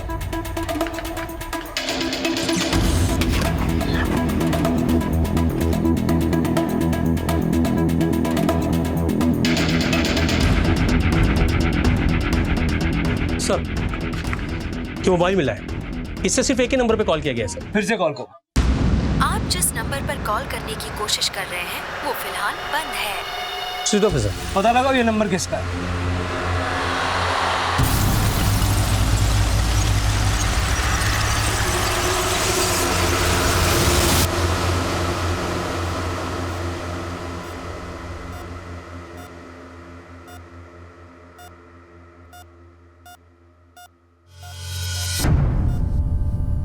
बाबूजी, आप जो आज तक हमारे लिए नहीं कर पाए ना, वो आज हमने अपने आप ही हासिल कर लिया। हाँ किए हैं आपके नाम पे, अब इतना हक तो बनता है हमारा बाबूजी। आखिर बेटी है आपकी। ये बात अलग है कि आपने अपने बेटों के लिए अपनी बेटी का हक मार दिया। हमारे पति की गलती का सजा आपने हमको दिया और अपने घर पे बिठा लिया। लेकिन अब बाबूजी हम सबके ऊपर चढ़ के बैठेंगे। आप ही के नाम का इस्तेमाल करके हम इस क्षेत्र के विधायक बन जाएंगे। वाह दीदी वाह, आपको तो शाबाशी मिलनी चाहिए इस बात की। शायद आप भूल रही दीदी, आप हम आज जो कुछ भी हैं सब इनकी बदौलत है। हम कुछ नहीं भूले हैं छोटे, मगर अफसोस कि तुम कुछ नहीं जानते। तुम्हें तो ये भी नहीं पता कि तुम क्या क्या कहना क्या चाहती हैं आप? अभी वक्त नहीं आया है तुम्हें कुछ भी बताने का। तुम सिर्फ इतना समझ लो कि ये इंसान जिसे तुम बाबूजी कहते हो प्यार के लायक नहीं है। ये राज अटल सिंह की जिंदगी के अतीत के वो पन्ने थे जिन्होंने या तो मृदुला के मन में कोई गलतफहमी पैदा की थी, या हो सकता है कि उसके आरोपों में वाकई कोई सच्चाई थी। सच क्या था ये तो जिंदगी और मौत से जूझ रहे एक पिता का अवचेतन मन ही जानता था। और उधर मृदुला के आरोपों से वीर की आंखों में कई सवाल नजर आ रहे थे। लेकिन जो आंखें मूंदे एक बेजान जिंदगी जी रहा था, उसे हमेशा के लिए खामोश करने की कोशिश करने वाला एक नया कदम उठाने की फिराक में था।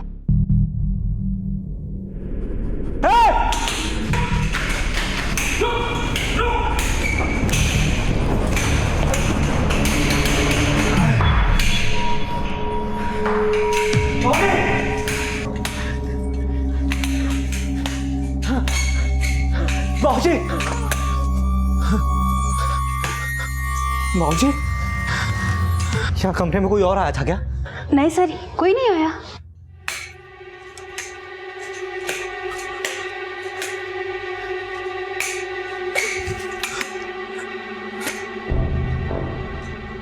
हेलो, हाँ भाई सुनो, 2 गार्ड जल्दी जल्दी ऊपर भेजो।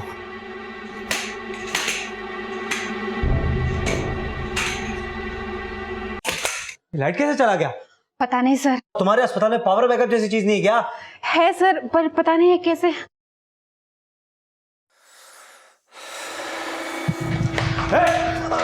कौन है? सर रुक रुक रुक।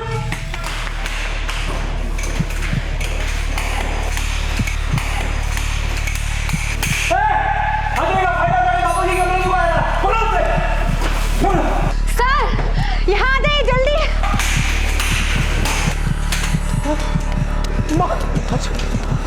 मौजे, अरे तुम क्या कर रहे हो? डॉक्टर को बुलाओ। मौजे, मौजे,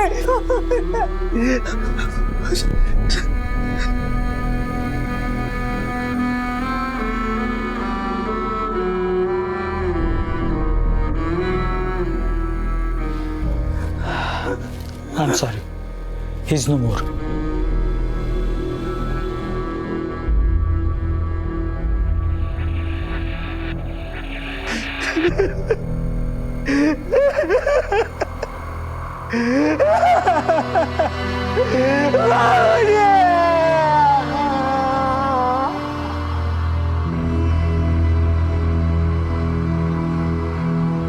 अनीता और न्यूज रिपोर्टर श्वेता की हत्या का केस तो पुलिस पहले ही सॉल्व नहीं कर पाई थी, और अटल सिंह की हत्या के बाद यह केस इतना हाई प्रोफाइल हो गया था कि उत्तर प्रदेश के डीजी ने यूपी क्राइम ब्रांच के एसपी राजबीर राठौड़ को इस केस की कमान सौंपी। उनकी छवि एकदम साफ सुथरी थी और उनके काम करने का ढंग भी बेहद अलग था।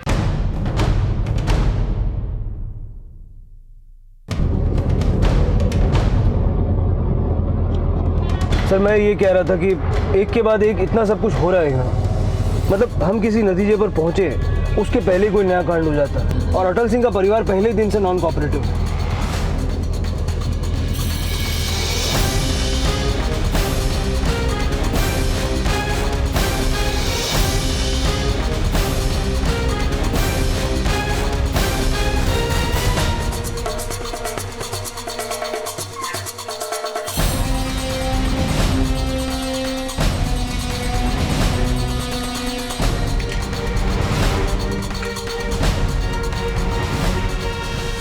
सर, होटल सिंह का बेटा वीरा है।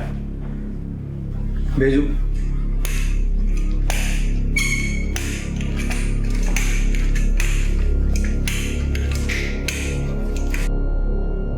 आइए वीर सिंह जी, बैठिए। बैठे नहीं आए हम एसपी साहब, हम आपसे ये पूछने आए कि पुलिस वालों के होने के बावजूद भी बाबूजी को कोई मार के चला गया और आप लोग सिर्फ हाथ पे हाथ धरे बैठे रहे। पुलिस पर कोई भी इल्जाम लगाने से पहले अपने और अपने परिवार के गिरेबान में झांक के देखो। जिस दिन से अनीता का मर्डर हुआ है, तुम्हारे परिवार के किसी भी सदस्य ने पुलिस को सीरियसली नहीं लिया। उसके बाद जर्नलिस्ट श्वेता का मर्डर हुआ, हाथ क्या लगा? तुम्हारा बड़ा भाई श्वेता की लाश के साथ गिरफ्तार हुआ। उसके बाद तुम्हें और तुम्हारे पिताजी को टारगेट किया गया। तुम्हें नहीं लगता ये काम कोई परिवार वाला भी कर सकता है? देखिए सर, आप हमारे परिवार वालों पे सवाल उठा रहे हैं, लेकिन आपने अभी तक उस हवलदार को बर्खास्त नहीं किया जो उस वक्त अस्पताल में मौजूद था जब बाबूजी की हत्या हुई। ड्यूटी पर था वो, लेकिन ड्यूटी कर नहीं रहा था। हमें हमारा काम मत सिखाओ। किसे बर्खास्त करना है, किसे तलब करना है, अच्छे से जानते हैं। जा सकते हो।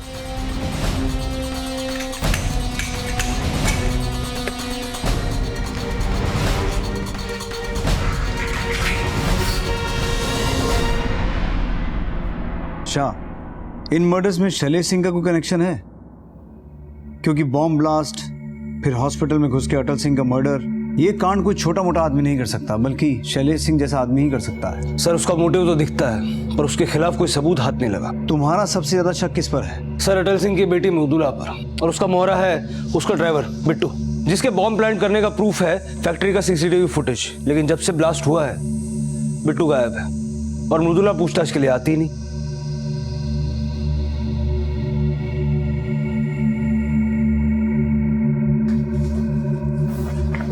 प्रणाम मृदुला जी,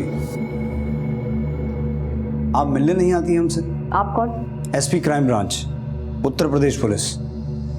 सुना है आपने अपना ड्राइवर बदल लिया, बिट्टू चौहान को कहां भगा दिया?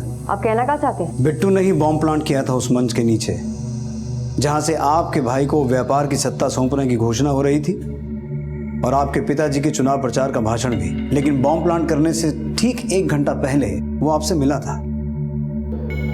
क्या डिस्कस हो रहा था उस खुफिया मीटिंग में? वो हमारा ड्राइवर था, हम उसको मिले और वो अपराधी निकले, तो इसका मतलब ये नहीं कि आप हमें भी अपराधी मान लें। हमने कब कहा कि आप अपराधी हैं? हम तो केवल ये जानना चाहते हैं कि बॉम्ब ब्लास्ट वाले दिन आप अपने ड्राइवर से खुद मिलने क्यों गई? फिर वही बेतुका सवाल। मृदुला जी, हम सारे तुक जोड़ के यहाँ आए हैं। आपके पिता अटल सिंह की हत्या का सबसे ज्यादा फायदा अगर किसी को हुआ है तो वो आप हैं।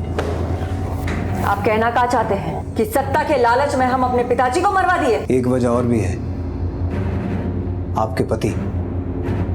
सुना है कि अपने पति की मौत का जिम्मेदार भी आप अपने पिता को ही मानती हैं। जिस तैश में आप ये सवाल हमसे पूछ रहे हैं ना, उसे ज्यादा देर तक बरकरार रख नहीं पाएंगे। विधायक बनने वाले हैं हम। लेकिन हम एसपी ही रहेंगे, और जिस दिन सबूत जुटा लिए, ये चुनाव प्रचार आपको जेल में करना पड़ेगा। चलते हैं। प्रणाम।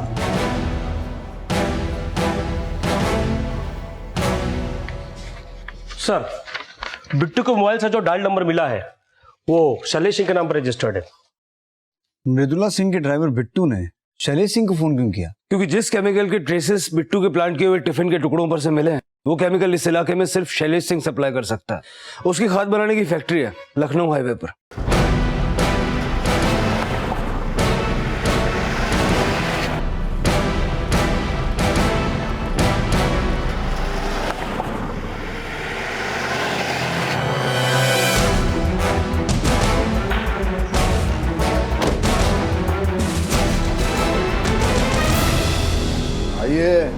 आइए एसपी साहब, लीजिए गर्मा गर्म समोसे खाइए। माफ कीजिएगा, दिमाग बड़ा गर्म है हमारा। समोसा खा लिया तो टेम्परेचर और बढ़ जाएगा। ठंडा मंगा दें? बिट्टू चौहान कहाँ है? कौन बिट्टू चौहान? वही बिट्टू चौहान जिसने अटल सिंह के मंच के नीचे बॉम्ब प्लांट किया था, और बॉम्ब बनाने का सामान आपकी लखनऊ की खाद वाली फैक्ट्री से सप्लाई हुआ था। ये क्या बकवास है? उबलिए मत शैलेश जी, उगलिए। आप उल्टी करें और हम उबले नहीं। वहां माना कि हमारे हिस्से का टिकट अटल सिंह को मिला था, लेकिन हमारी राजनीति इतनी गंदी नहीं है कि जिसे हम भाई जैसा मानते थे उसे बम का धमाका करके उड़ा दें। मीडिया वालों की तरह बचकाना इंटरव्यू ना लो, ठोस बात करो। एसपी है आप, कोई झोला छाप पत्रकार नहीं। बिट्टू चौहान ने बॉम्ब प्लांट करने से पहले आपको फोन किया था, और आपने उसका फोन उठाया भी था। नेता है हम, हमारा फोन जब बजता है तो हमारा मैनेजर उठाता है। काम का आदमी हो तो कान तक फोन आता है, वरना पीछे से प्रणाम हो जाता है। गिरधारी जी भैया जी। बता दो एसपी साहब को कि बिट्टू चौहान हमको कब फोन किया। भैया जी रोज 1000 बिट्टू के फोन आते हैं, किस किस बिट्टू का फोन याद रखेंगे, हमें तो कुछ पता ही नहीं। वैसे ये बिट्टू चौहान हमको कितनी बार फोन किया? एक बार। एक ही बार? गजब एसपी साहब, गजब। और बहुत नाम रोशन कर रहे हैं हमारे प्रदेश का। और रही बात खाद के केमिकल की, ये केमिकल हमें लाइसेंस से मिलता है और जितनी मात्रा में मिलता है उसका बराबर हिसाब सरकारी कागज में होता है। सरकारी अफसर बराबर से इंस्पेक्शन करता है, 1 ग्राम भी इधर उधर हो गया ना तो ब्लैकलिस्ट कर देता है। यह है इंफॉर्मेशन। लगता है तुम्हारा एसपी बराबर से होमवर्क नहीं करके आया। चले सिंह जी, आप हमारी हंसी नहीं उड़ा रहे हैं, आप प्रदेश की कानून व्यवस्था का मजाक उड़ा रहे हैं।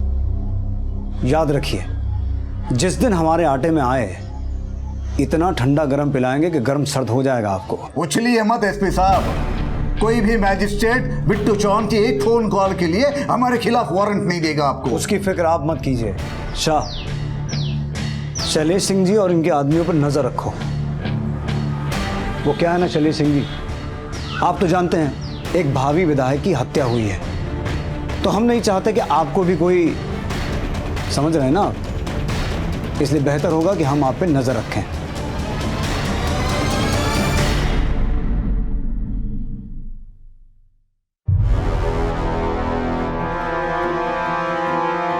इधर बाबू,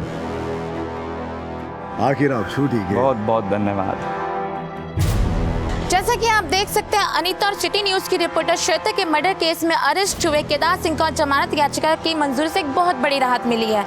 माना जा रहा है इसके पीछे शैलेश सिंह और उनके वकील का बहुत बड़ा हाथ रहा है। देखिए, हमें बताते हुए खुशी हो रही है कि केदार सिंह जी हमारी नई पार्टी समाज शक्ति पार्टी की टिकट पर इस क्षेत्र से चुनाव लड़ने जा रहे हैं। इसका मतलब आप अपनी बहन के खिलाफ लड़ेंगे, कहीं आपके घर में पड़े दरार के संकेत तो नहीं है?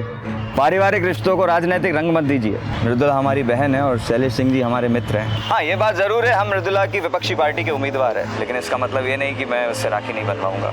हम दोनों भाई बहनों का एक ही लक्ष्य है, जनता की सेवा करना, और हम उसके लिए तत्पर हैं। और ये चुनाव तो जनता का चुनाव है, वो तय करेंगी कि वो किसे चुनती है। सर ये तो नया ट्विस्ट है। शैलेश सिंह मोहरा बना रहा है केदार को। वो जानता है इस सीट से जीतेगा तो अटल सिंह का खून ही, तो क्यों ना केदार को जिता कर राज बरकरार रखा जाए। अजी सुनती हो, आ गए हम।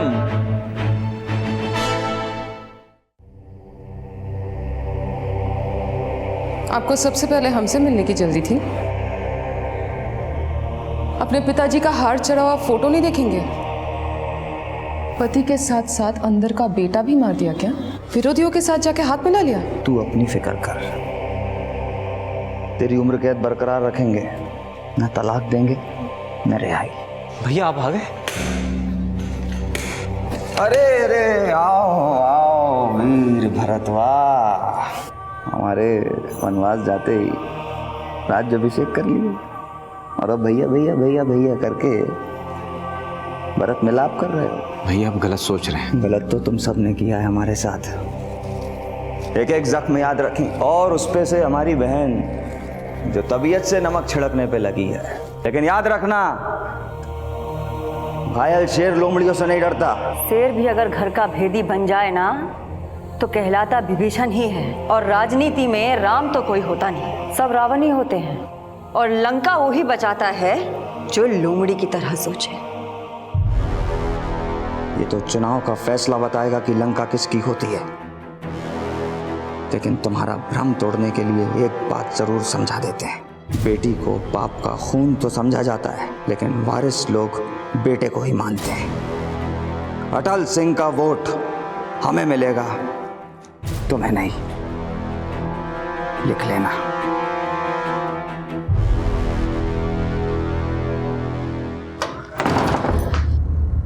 भाभी आप यहाँ क्या कर रही हैं? भैया घर पे हैं। तुम्हारे भैया को हम और झेल नहीं पाएंगे। लेकिन भाभी अब प्लीज अब मत रोको, प्यार करते हैं हम तुमसे, अनीता से भी ज्यादा।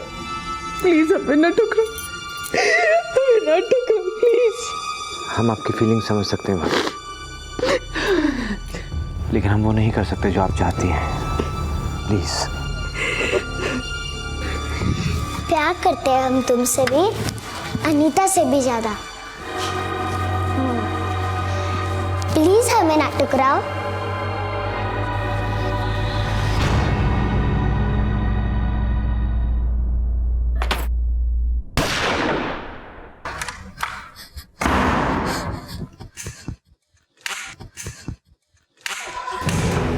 केदार, केदार बेटा, केदार, केदार।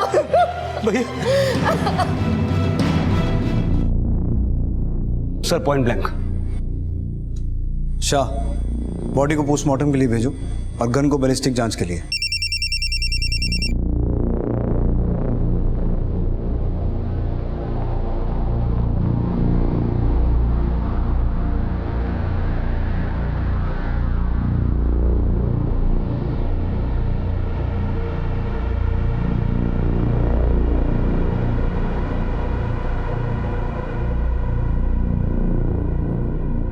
मृदुला जी,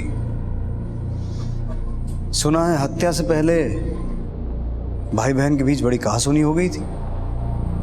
क्या मतलब निकालें इसका कि सत्ता की भूख में आपने अपने विरोधी प्रत्याशी। जबान पे लगाम दो एसपी। केदार हमारा बड़ा भाई था और हम एक साफ छवि के नेता हैं। बेहतर होगा कि उस नेता के तनाव के कारणों का पड़ताल करें जिसका हत्या हुआ है। मतलब ये एसपी साहब कि हमेशा राजनीतिक षड्यंत्र नहीं होता। हर नेता का एक पर्सनल लाइफ होता है और केदार सिंह का पर्सनल लाइफ में बहुत कुछ चल रहा था। हमारे छोटे भाई का हमारे बड़के भैया की बीवी के साथ में रिश्ता है।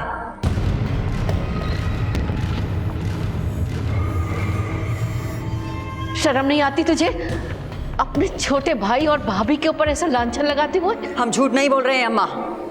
अगर झूठ बोल रहे होते तो ये दोनों इस तरह आंख नीचे करके नहीं खड़े होते।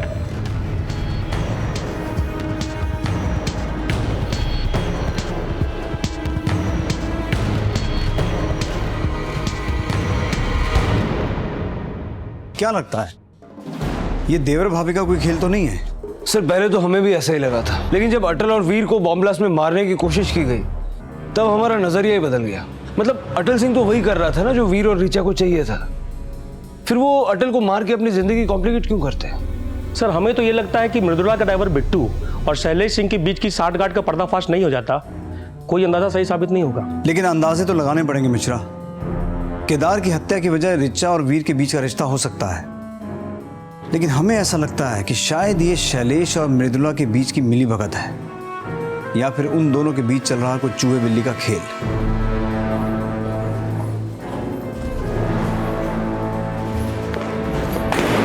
अपना सामान उठा और निकल जा यहाँ से।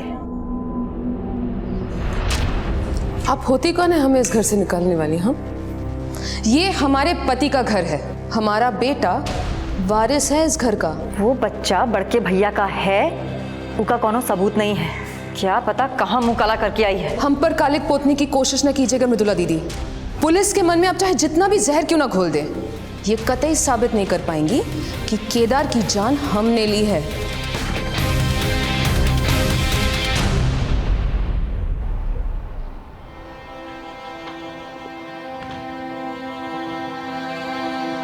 बेटा रो मत। चाचू, जिसने भी हमारे पापा को मारा होगा ना, उसे हम छोड़ेंगे नहीं, बदला लेंगे। ऐसी बातें नहीं करते। सो जा, सो जा।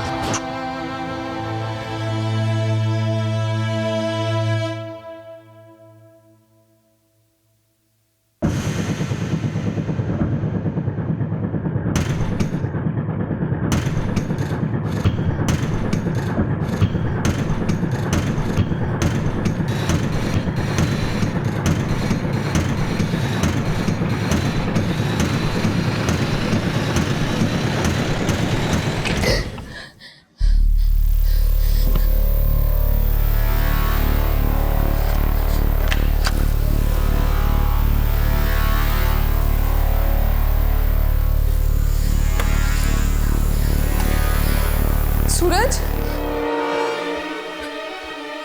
सूरज,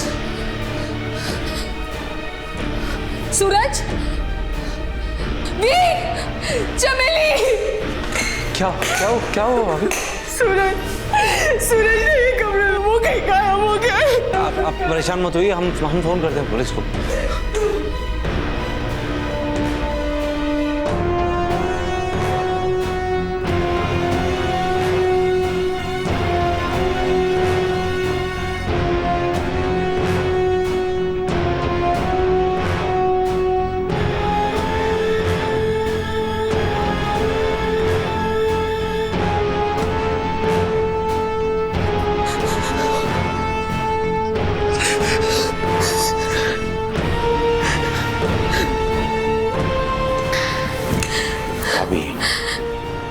भगवान पे भरोसा रखिए, सूरज बिल्कुल ठीक होगा, आ जाएगा वापस घर।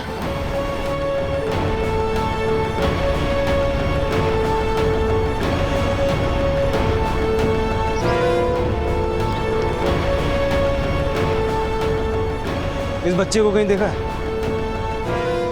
साहब इस बच्चे को तो नहीं देखा है, लेकिन कल एक आदमी के गोद में बच्चा देखा था। उसके बाद सफेद रंग के टेम्पो में बैठा और फिर वो चला गया।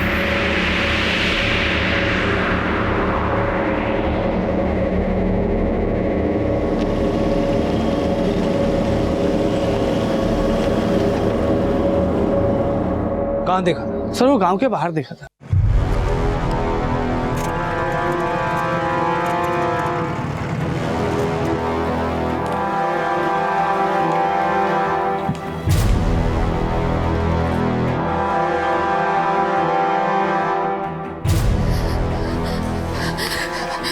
सूरज का कुछ पता चला?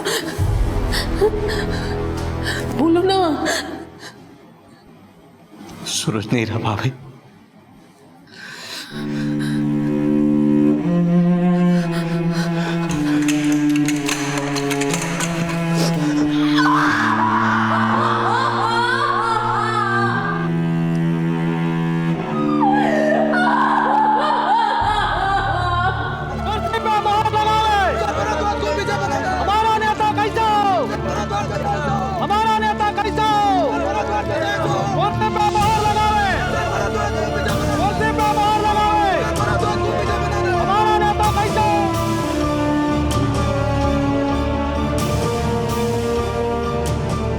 सर ये केस तो भुन ही नहीं रहा। भुन इसलिए नहीं रहा क्योंकि हमारी इन्वेस्टिगेशन की दिशा को बार बार भटकाया जा रहा है। सर हमको समझे नहीं। ये केस शुरू जरूर अनीता और श्वेता के मर्डर से हुआ था, लेकिन वो केवल भटकाव था, पुलिस की आंखों में धूल झोंकने के लिए। असल में ये केस ना तो सत्ता का है, ना औरत का और ना ही जायदाद का। ये केस है प्रतिशोध का, बदले का। गुनहगार का टारगेट है अटल सिंह का परिवार, जो एक एक करके इसके परिवार के सदस्यों को खत्म करना चाहता है। इसलिए अब हमारी इन्वेस्टिगेशन एक नए सिरे से शुरू होगी। बड़ा अजीब इत्तेफाक है, पहले घर के मुखिया अटल सिंह को मारा गया, फिर उनके बड़े बेटे केदार सिंह को, और फिर केदार सिंह के बेटे सूरज सिंह को। ऐसा कौन हो सकता है जो घर की 3 नस्लों का सफाया करके किसी बिल में छुपा बैठा है, या फिर अच्छाई का मुखौटा पहनकर इस घर के हितैषी होने का दिखावा कर रहा है? एसपी साहब, अब तक तो आप हम सबको अपने गिरेबान में झांकने का सुझाव दे रहे थे। अब पता चला दुश्मन घर का नहीं, कोई बाहर वाला है। घर का भेदी भी लंका ढा सकता है। आप अब भी हम सब पर उंगली उठा रहे हैं। आस्तीन के सांप दिखाई नहीं देते, हो सकता है जहर आपके अंदर भरा पड़ा हो। क्या बकवास है? आपके पास तो मकसद भी था और साथ भी। सर आप भी ना फिर से बीती बातों को लेकर बैठ गए। हम मानते हैं कि भाई के कत्ल का शक है आपको हम पर और भाभी पर, लेकिन आप खुद एक बार सोचिए जरा कि हम अपने पिता और एक माँ अपने बेटी की हत्या कैसे कर सकती है। हम तो यहाँ सिर्फ आप लोगों के चेहरे पढ़ने आए हैं, लेकिन एक चेहरा ऐसा है जिसे बार बार देखकर हम कंफ्यूज हो जाते हैं कि इसे इस घर का सदस्य माने या ना माने। ये हमारे पिताजी के बहुत वफादार हैं, चाचा बुलाते हैं हम इन्हें। हमने इस घर का नमक खाया साहब। हम कौन सा तुम्हें गोली खिला रहे हैं? हाँ, ये हो सकता है कि कोई तुम्हें दगाबाजी का टॉनिक जरूर पिला रहा हो। क्यों मृदुला जी, आप तो जितनी ऊपर हैं उतना जमीन के नीचे रेंगती हैं। आप फिर अंधेरे में तीर छोड़ रहे हैं। हो सकता है आपने सबकी पीठ में छुरा घोंपा हो, क्योंकि आपको तो ऐसा लगता है कि आपकी पीठ में छुरा घोंपा गया था। मतलब क्या है आपका? आप अपने पिता और भाई दोनों से नफरत करती थी। पिता से इसलिए क्योंकि आपको लगता था कि आपके पति की हत्या में उनका हाथ था, और भाई से इसलिए कि उसके रहते आप अटल सिंह की वारिस कभी बन ही नहीं पाएंगे। इसलिए केदार सिंह के बेटे सूरज सिंह को मारकर इस खानदान के वारिस का खात्मा कर दिया। बस, अब एक शब्द भी और बोले ना तो मान हानि का मुकदमा कर देंगे हम आप पे। आपके पास कौन सबूत है हमको दोषी करार देने का? नहीं ना? तो अपनी जबान पे ताला लगा लो, वरना एसपी साहब, आप गलत दिशा में तहकीकात कर रहे हैं। हम मानते हैं कि इस घर में आपस में सब लोग एक दूसरे से द्वेष करते हैं, मगर इसका मतलब ये नहीं कि एक दूसरे को मार देंगे। माँ जी, आप तो बुजुर्ग हैं, आप हमें बता सकती हैं कि ऐसा कौन हो सकता है जो इस खानदान से अपनी दुश्मनी निकाल रहा हो? हमें तो पहले से ही लग रहा था, सिवाय शैलेश सिंह के अलावा ये काम कोई नहीं कर सकता। और उसकी वजह आप ये बताएंगी कि शैलेश सिंह की टिकट अटल सिंह को मिल गई। इस दुश्मनी की कोई और वजह भी हो सकती है सर। शैलेश सिंह की बेटी का तुमसे रिश्ता ना हो पाना? नहीं सर, हम उस वजह के बारे में आपको बताना चाहते हैं जो 19 साल पहले पैदा हुई थी। 19 साल पहले?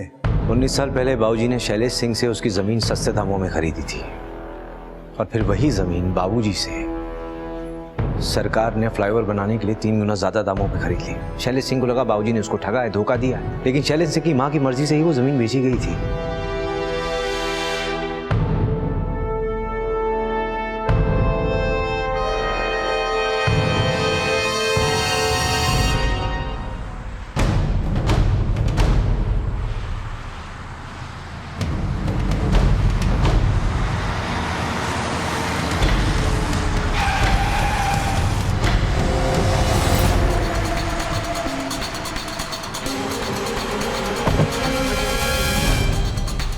एसपी, ये क्या हो रहा है?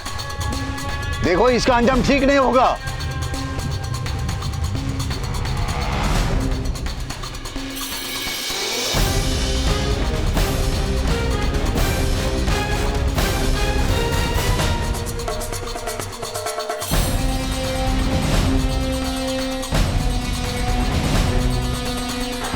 एसपी, ये पुलिस या गुंडागर्दी बंद कर दो, नहीं तो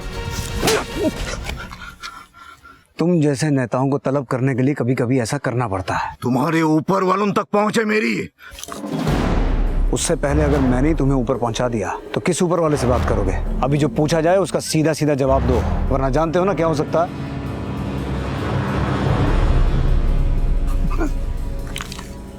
खींच दूं उंगली? पूछो पूछो, जो पूछना पूछ लो। ये बंदूक नीचे कर लो, नीचे करो। बोलो, क्या षड्यंत्र रचा तुम लोगों ने? आपको कोई कंफ्यूजन हो गया हमारे बारे में?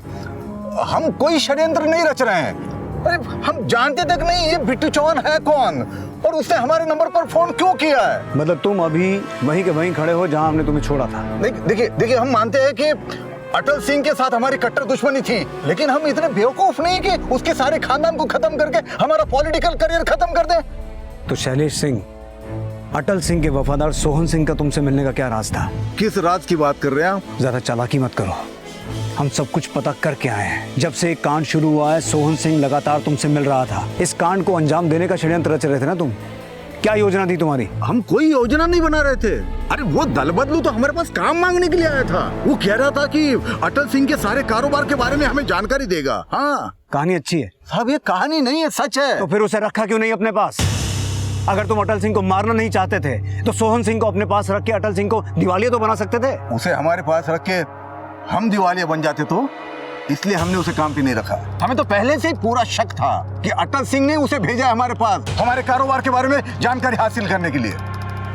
शैलेश सिंह, आदमी तुम बहुत चालाक हो, लेकिन याद रखना, जिस दिन मुझे तुम्हारे खिलाफ एक सबूत मिल गया ना तो आपकी जूती और हमारा सर। हाँ,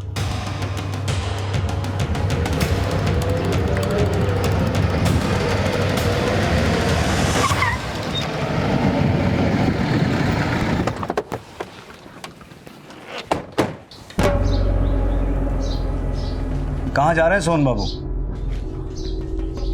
तीरथ पर जा रहे हैं साहब। क्यों, पाप बहुत बढ़ गए हैं क्या? कैसी बात कर रहे हैं साहब? दरअसल हम तो अटल जी के खानदान की सलामती के लिए दुआ करने के लिए जा रहे हैं साहब। तो शैलेश सिंह के पास नौकरी किसकी सलामती के लिए मांगने गए थे? शैलेश सिंह के पास नौकरी हम मांगेंगे? हाँ, अटल सिंह की पीठ में छुरा घोंपने की योजना तुमने शैलेश सिंह के साथ मिलकर बनाई थी। कैसी बात कर रहे हैं साहब?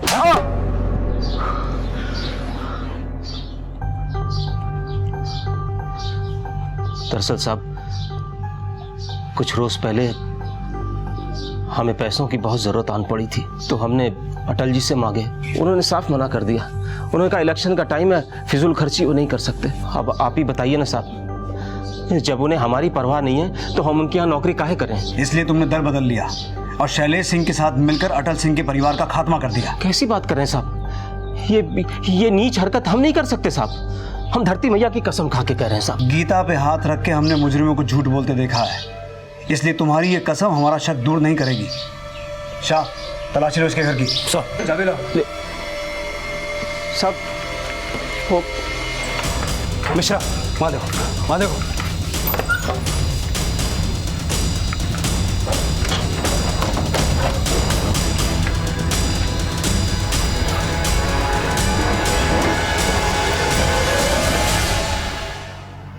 सर ये देखिए।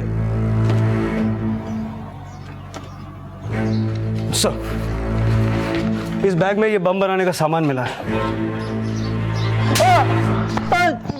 धरती में ही गाड़ दें अब। सब लेके जा सक।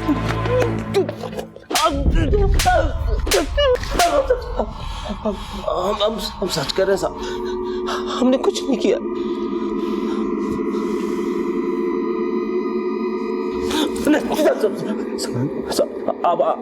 आप ही बताइए साहब, अगर हमने बम बनाया होता तो क्या बम बनाने का सामान हम अपने घर में छुपाते? हमें फंसाया जा रहा है सर। कौन फंसा रहा है? वीर सिंह। क्यों? अब ये तो हमें नहीं पता सर, लेकिन हाँ पिछले कई हफ्ते से वो अटल जी की कंपनी अकाउंट से पैसे निकाल रहा है और शायद उसे शक हो गया कि हम उसकी छानबीन कर रहे हैं, इसीलिए हमें फंसा रहा है सर। शाह, क्रॉस वेरीफाई करो। सोहन सिंह जो इन्फॉर्मेशन दे रहा है वो वाकई में सच है या फिर वो वीर का नाम लेके अपना ही कोई षड्यंत्र कर रहा है?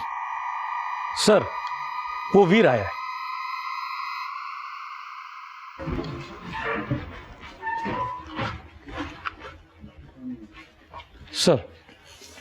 सर हम सोहन जी की अग्रिम जमानत लेकर आए हैं, आप उनको गिरफ्तार नहीं कर सकते। उस आदमी के घर से बॉम्ब बनाने का सामान मिला था।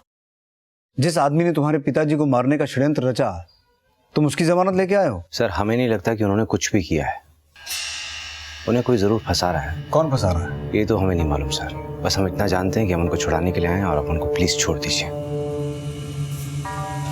ये बेल पेपर से सर।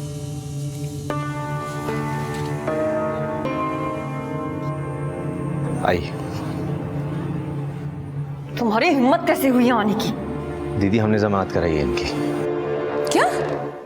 तुम इसकी जमानत कैसे करवा सकते हो? इसने हमारे बाबूजी का जान लिया है। हमारे सूरज की जान ली है।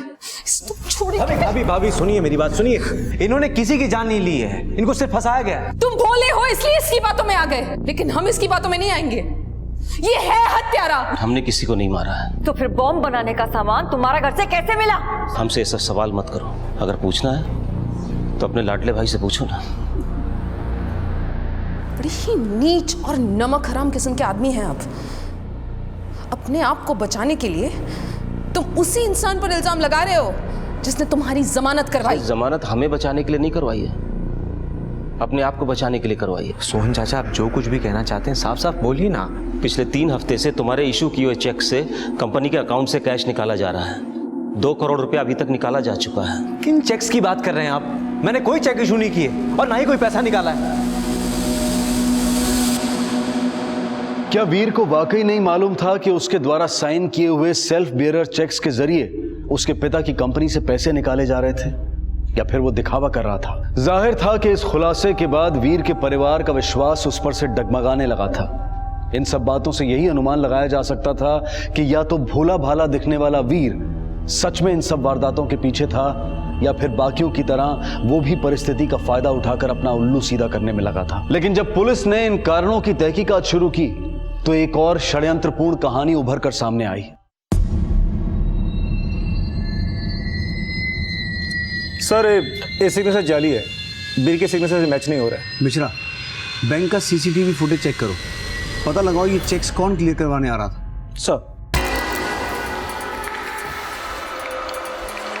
सर ये देखिए, बैंक के टोकन के हिसाब से ये आदमी पैसे निकलवाने आया था। मुझे ये आदमी जल्द से जल्द चाहिए। सर बोल, किसने दिए तो तुझे ये चेक? बोल बोल। बताता हूँ रिचा के कहने पे साहब। रिचा से क्या कनेक्शन है तेरा? रिचा हमारी गर्लफ्रेंड है, सारे चेक्स उसी ने हमें दी। धीरे धीरे सारे पैसे निकाल के भाग जाने का प्लान था साहब।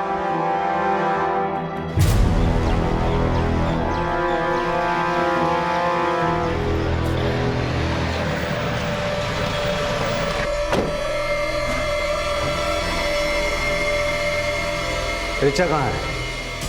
अपना कमरे में होगी, पर आज का पूछने आए आप उससे? जिन चेक से वीर के जाली साइन लेकर पैसे निकाले गए थे उसमें रिचा का हाथ है। रिचा को लेकर आओ। सर, आपको फिर से कोई गलतफहमी हो रही है। रिचा, हमें कोई गलतफहमी नहीं हुई है। पैसे निकालने के बाद रिचा का अपने बॉयफ्रेंड के साथ भागने का प्लान था। बॉयफ्रेंड? देख लिया अम्मा, हम आपको बड़के भैया के कत्ल वाले दिन से ही कह रहे हैं कि वो औरत हमारा खानदान पे एक बहुत बड़ा धब्बा है। अब तो हमको यकीन हुई गवा है कि हमारा बाबूजी का और सूरज का कत्ल उसी ने किया है। सर, रिचा कमरे में नहीं है। मिश्रा, अपने आदमियों से कहो गांव को चप्पा चप्पा छान मारे। मुझे हर हालत में रिचा चाहिए। सर,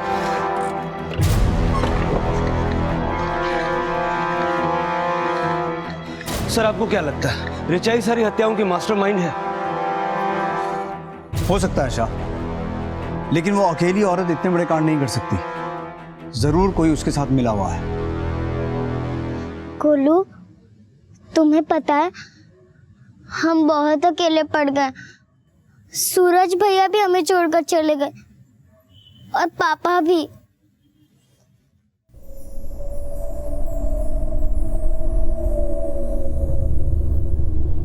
स्वाति, क्या कर रही हो यहाँ? अंदर चलो, मना किया था ना तुझे बाहर जाने के लिए। क्या हुआ? दादी, हमने वहाँ किसी को देखा है। कोई नहीं है बेटा वहाँ। चलो अंदर, तुम चलो, आ जाओ आ जाओ। दादी, हम सच कह रहे हैं, हमने वहाँ सच में किसी को देखा था। किसको देखा था बेटा? उसने काले कपड़े पहने थे, एकदम ड्रैकुला जैसे। ड्रैकुला जैसा? आप उसको अंदर लेके चलिए, हम देखते हैं, हम चेक करके आते हैं।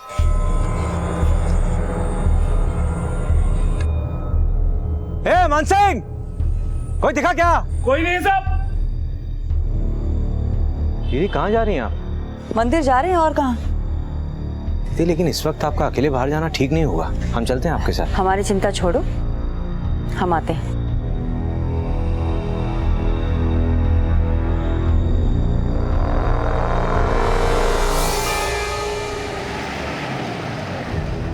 हमें शक है रिचा के साथ कोई और भी मिला हुआ है। पिछले कुछ दिनों में आपने रिचा को किसी और से मिलते हुए देखा है? ऐसा हमें तो कुछ मालूम नहीं सर। अगर आपको पूछना ही तो जाके उसके बॉयफ्रेंड से जाके पूछिए ना।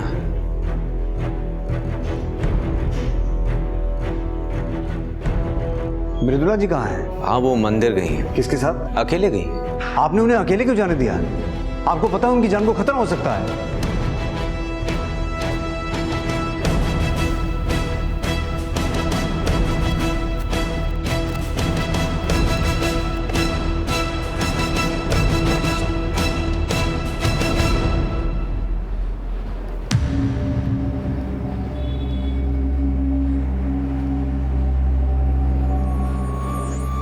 सर, मृदुला मंदिर आई नहीं। आई नहीं?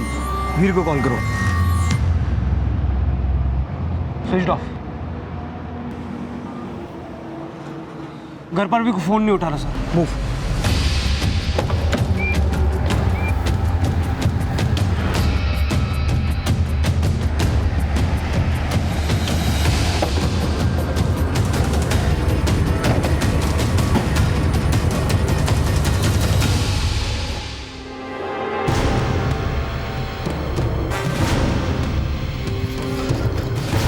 इसे उठाओ।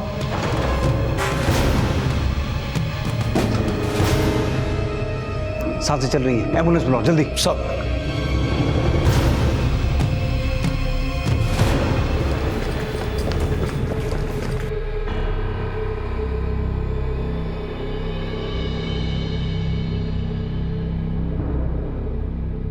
आप कहाँ थे दिन? सर हम फैक्ट्री में थे, हमें वहीं इस हादसे का पता चला। मृदुला कहाँ है?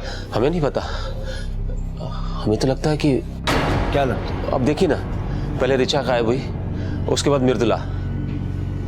ऐसा तो नहीं कि कहीं ये दोनों मिले हुए हों। अटल सिंह के परिवार का अब सिर्फ इकलौता सदस्य वीर ही पुलिस की आंखों के सामने था। बाकी जिंदा बचे लोग आखिर कहां थे, इससे पुलिस भी सकते में थी। माना यह जा रहा था कि शायद ऋचा ही थी जो अटल सिंह के किसी दुश्मन के साथ मिलकर अपने परिवार को नुकसान पहुंचा रही थी, लेकिन अपने बेटे सूरज की हत्या में उसका हाथ होना कहीं ना कहीं उसकी भागीदारी पर प्रश्न चिन्ह खड़े कर रहा था। लेकिन मृदुला के गायब होने के बाद वीर के परिवार पर हुए हमले की कहानी इन हादसों में मृदुला की भूमिका पर भी सवाल खड़े कर रही थी, और सोहन सिंह का मृदुला और ऋचा के मिले होने का संकेत देना उसे भी पुलिस की शक की सूची में शामिल कर रहा था। फिलहाल पुलिस को इंतजार था वीर के होश में आने का, और साथ ही साथ वो इस तलाश में भी जुटी थी कि आखिर वीर की मां मीनाक्षी और भतीजी स्वाति इस वक्त कहां हो सकते हैं। सर, वीर अब खतरे से बाहर है, लेकिन अभी तक उसे होश नहीं आया। उसे जैसे ही होश आया हमें उसका बयान लेना है, क्योंकि अटल सिंह के घर जो कुछ भी हुआ उसमें वो अकेला आई विटनेस है। सर, फॉरेंसिक रिपोर्ट के हिसाब से बंगले से जो फ्रूट्स मिले हैं उसमें सेडेटिव्स है, और बंगले की एक कार भी गायब है। इसका मतलब किडनैपर्स ने किडनैपिंग करने के लिए बंगले की गाड़ी यूज की। उस गाड़ी का नंबर हर चेक पोस्ट, हर टोल नाके पे सर्कुलेट करो। सर। शाह, तुम गांव चले जाओ, पता करो हाल फिलहाल में गांव के अंदर या आसपास किसी अनजान आदमी को देखा गया है। इससे हमें किडनैपर्स का कोई क्लू मिल सकता है।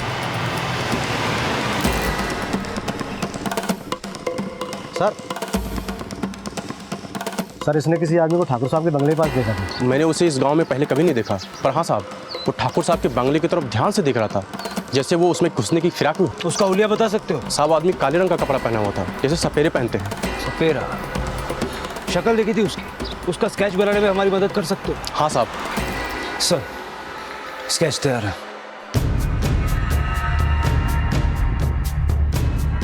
शाह, सोहन सिंह को बुलाओ। सर। पहचानते हो इसे?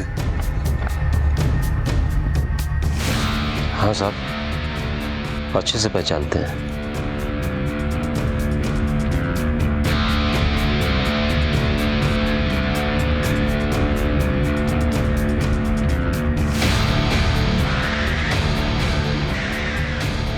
देखो, अभी तो हमने आधा सच बताया, और खामोश रहने के लिए हमें 2 करोड़ रुपए चाहिए। अगर सोहन सिंह की बताई कहानी सच्ची है तो इस आदमी के पास बहुत बड़ा मोटिव है अटल सिंह के परिवार से बदला लेने का। शाह, सोहन सिंह बता रहा था कि ये आदमी पथारा गांव में रह रहा था। तुम पथारा गांव जाओ और इस आदमी की तलाश शुरू करो। सर।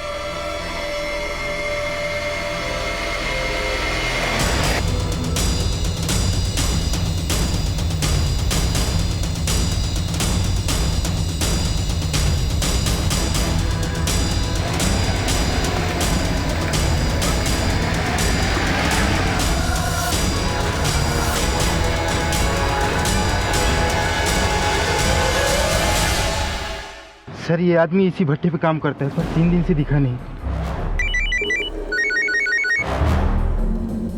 सर, उस आदमी का पता चल गया है। पथारा गांव में एक ईंट की भट्टी पे काम करता है, लेकिन 3 दिन से गायब है। हो सकता है ये आदमी ऋचा या मृदुला से मिला हुआ हो।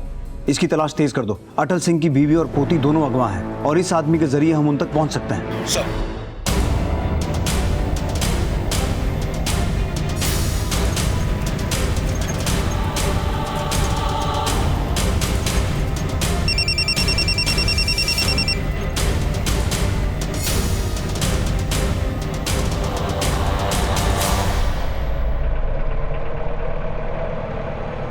सर, एक इन्फॉर्मेशन मिली है। एक अनजान सपेरा गांव के बाहर एक झोपड़े में रह रहा है। जाके पता करो, कहीं वो हुलिया बदल के तो वहां नहीं पहुंच गया।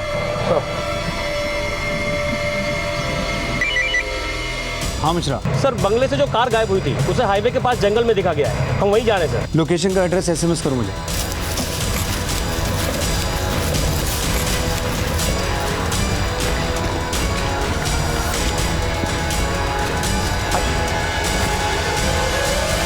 ये रही गाड़ी।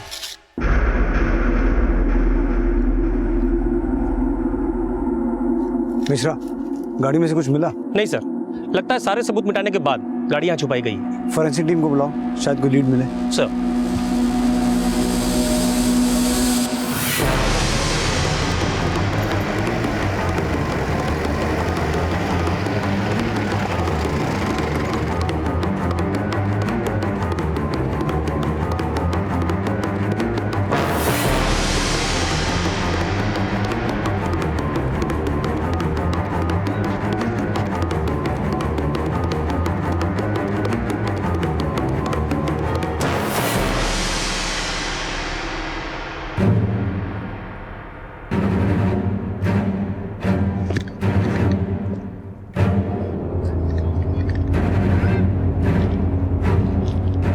यहाँ खोदो।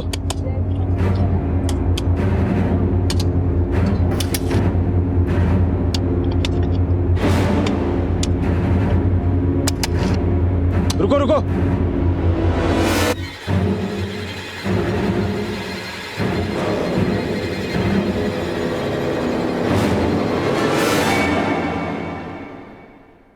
वर्मा बॉडी को बाहर। ए! पकड़ा!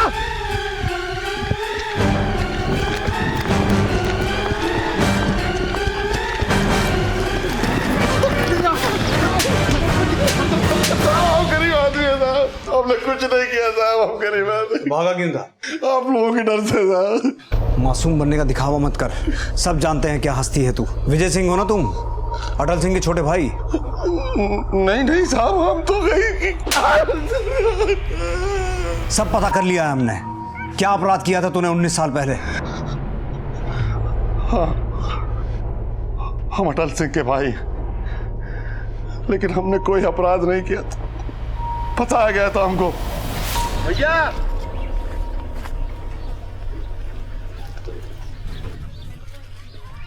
भैया भैया भैया ने खुद हमें वहां बुलाया था, हमारी कुछ समझ में नहीं आ रहा था, और गांव वाले हमें ना सिर्फ उस औरत का हत्यारा बल्कि। क्या सोच रहे हो? हमारा भाई है तो पक्ष लेंगे उसका, अपराध किए है तो सजा मिलेगी। भैया हम कुछ नहीं। हमारा तेरे से कोई रिश्ता नहीं, निकाल बाहर फेंको इसे गांव से। हमने कुछ नहीं किया, हम बहुत बोले पर भैया हमारी एक बात नहीं सुने, और गांव वाले हमें मार के गांव से बाहर निकाल दिए। 19 साल से हम खाना बदोशी की जिंदगी जी रहे हैं साहब, न अपने घर आ सकते हैं, न अपने गांव आ सकते हैं। लेकिन तू वापस आया, अब ये बता कि किस मकसद से आया और किसके कहने पे आया। हम सुने थे कि अटल, उसके बेटे और पोते की हत्या हो गई है, तो हम अपनी भाभी से मिलने से अपने आप को रोक नहीं पाए साहब। तो फिर हमें देखकर भागा क्यों था, और ऐसे सपेरा बन के क्यों घूम रहा है? हमारा गांव में आना जाना मना, इसके लिए हम ये भेष बदल के घूम रहे हैं साहब, और भागे थे आप लोगों के डर से साहब। भागा इसलिए था क्योंकि मृदुला को मारकर उसकी लाश झोपड़े के पास गड्ढे में छुपा रखी थी। हमने तो 19 साल से मृदुला को नहीं देखा है, और हम अपने भतीजे को क्या मारेंगे साहब? रिचा कहाँ है? कौन रिचा? जब तक ये सच न बोले वर्मा, जम के धुनाई करो इसकी। साहब हमने कुछ नहीं किया साहब, हमने कुछ नहीं किया, हमने कुछ नहीं। हेलो, ओके सर, हॉस्पिटल से फोन आया था, वीर को होश आ गया है। ठीक है, तुम हॉस्पिटल जाओ। सर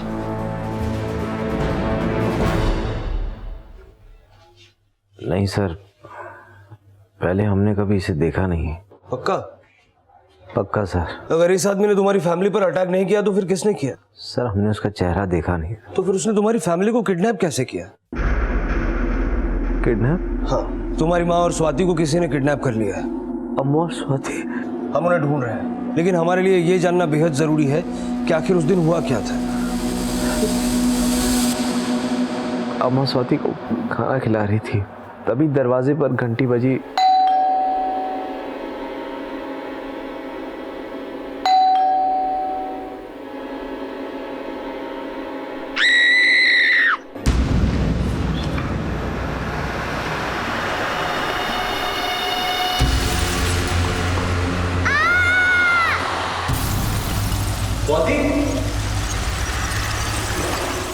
सर अम्मा और स्वाति, प्लीज ढूंढिए सर उनको। हम पर भरोसा रखो, हम उन्हें जल्द से जल्द ढूंढ लेंगे।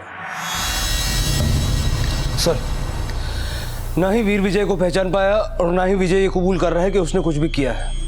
अगर विजय ने वहां हमला नहीं किया तो उसके अलावा कौन हो सकता है? हाँ मिश्रा, ठीक है, हम पहुंचते हैं। सर, सोहन ने दिल्ली की टिकट्स बुक करवाई हैं, वो फिर से भागने की फिराक में है।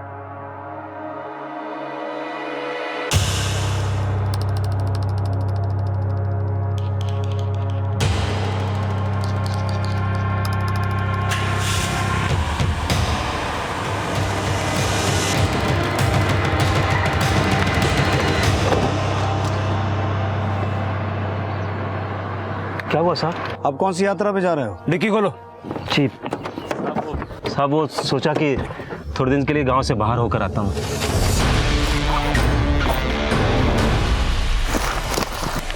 सर,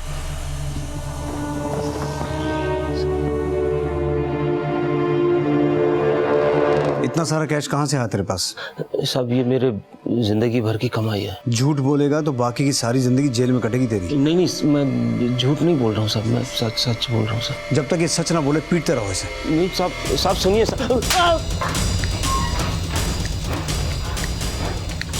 सर बहुत तोड़ा मगर जबान नहीं खोल रहा। एक काम करो, इसके फोन रिकॉर्ड्स निकलवाओ, जिससे भी इसने पैसे लिए होंगे ये जरूर उसके टच में होगा।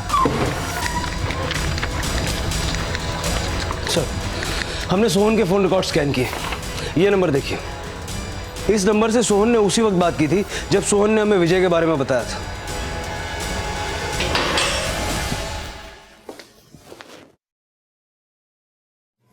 ये नंबर किसका है? किससे बात की थी तूने हमें विजय के बारे में इंफॉर्मेशन देने के बाद? देखो अभी तो हमने आधा सच बताया है और खामोश रहने के लिए हमें 2 करोड़ रुपया चाहिए।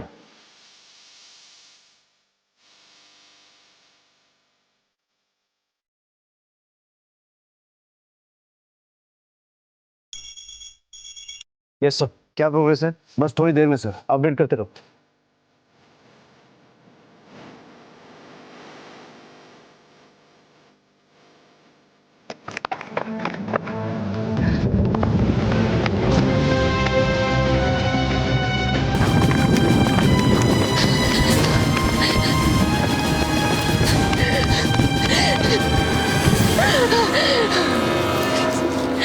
प्लीज मुझे माफी छोड़ दो।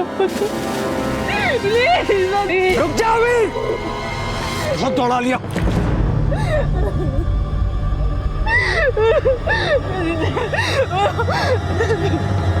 जो अपने जिस्म को काट कर खुद को पीड़ित दिखाने का दिखावा कर सकता है, उसकी तुलना किससे की जाए? खून पीने वाले दरिंदे से, या उस छोटी सी दीमक से जो अपने पे आ जाए तो आशियाने जर्जर कर देती है? दरिंदे और दीमक तो बहुत छोटे से उदाहरण ले लिए साहब आपने हमारे लिए। हम तो सर पे कफन मान के चले थे। हम तो सोचे थे कि मारने वाले को ऐसी मौत दें कि वो 5 तत्वों में विलीन भी ना हो पाए, लेकिन हर मरने वाला हमारा दुश्मन था भी नहीं ना सर। कुछ मौतें तो ईंधन का काम करती रही इस तबाही की आग में। बेचारी अनीता, हमारे प्यार के नाम पे कुर्बान होना पड़ा सर उसे, और जरिया बने बिट्टू बाबू, जो चंद पैसों के लिए केदार सिंह को फंसाने का मोहरा बना हमारे लिए।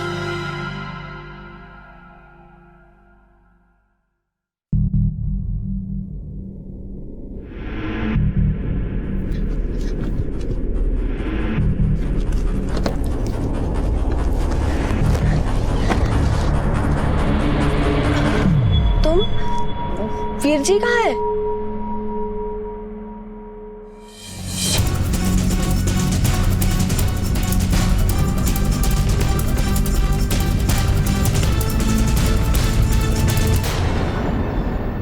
तुम बताते क्यों नहीं वीर जी कहाँ है? लेकिन अनीता की कुर्बानी भी केदार सिंह का कुछ बिगाड़ नहीं सकी सर। फिर हमने इस्तेमाल किया केदार सिंह की रखेल श्वेता का। क्या हुआ? मुझे यहाँ पे क्यों बुलाया? केदार कहाँ है? अंदर है।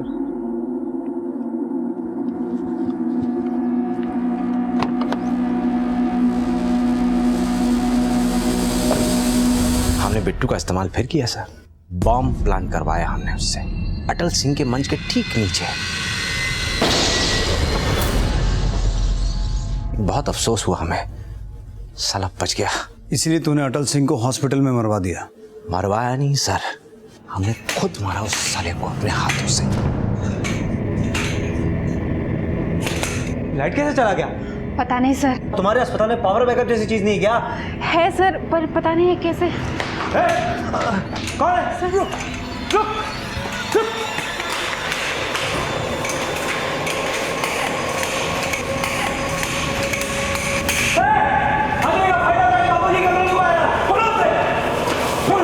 सर यहाँ आ जाइए जल्दी।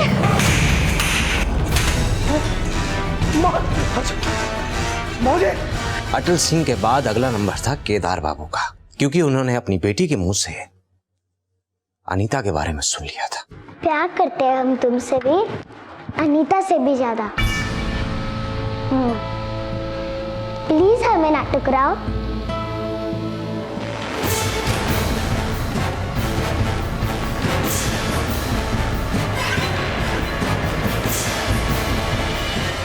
क्या हुआ भैया, आपने मुझे बुला?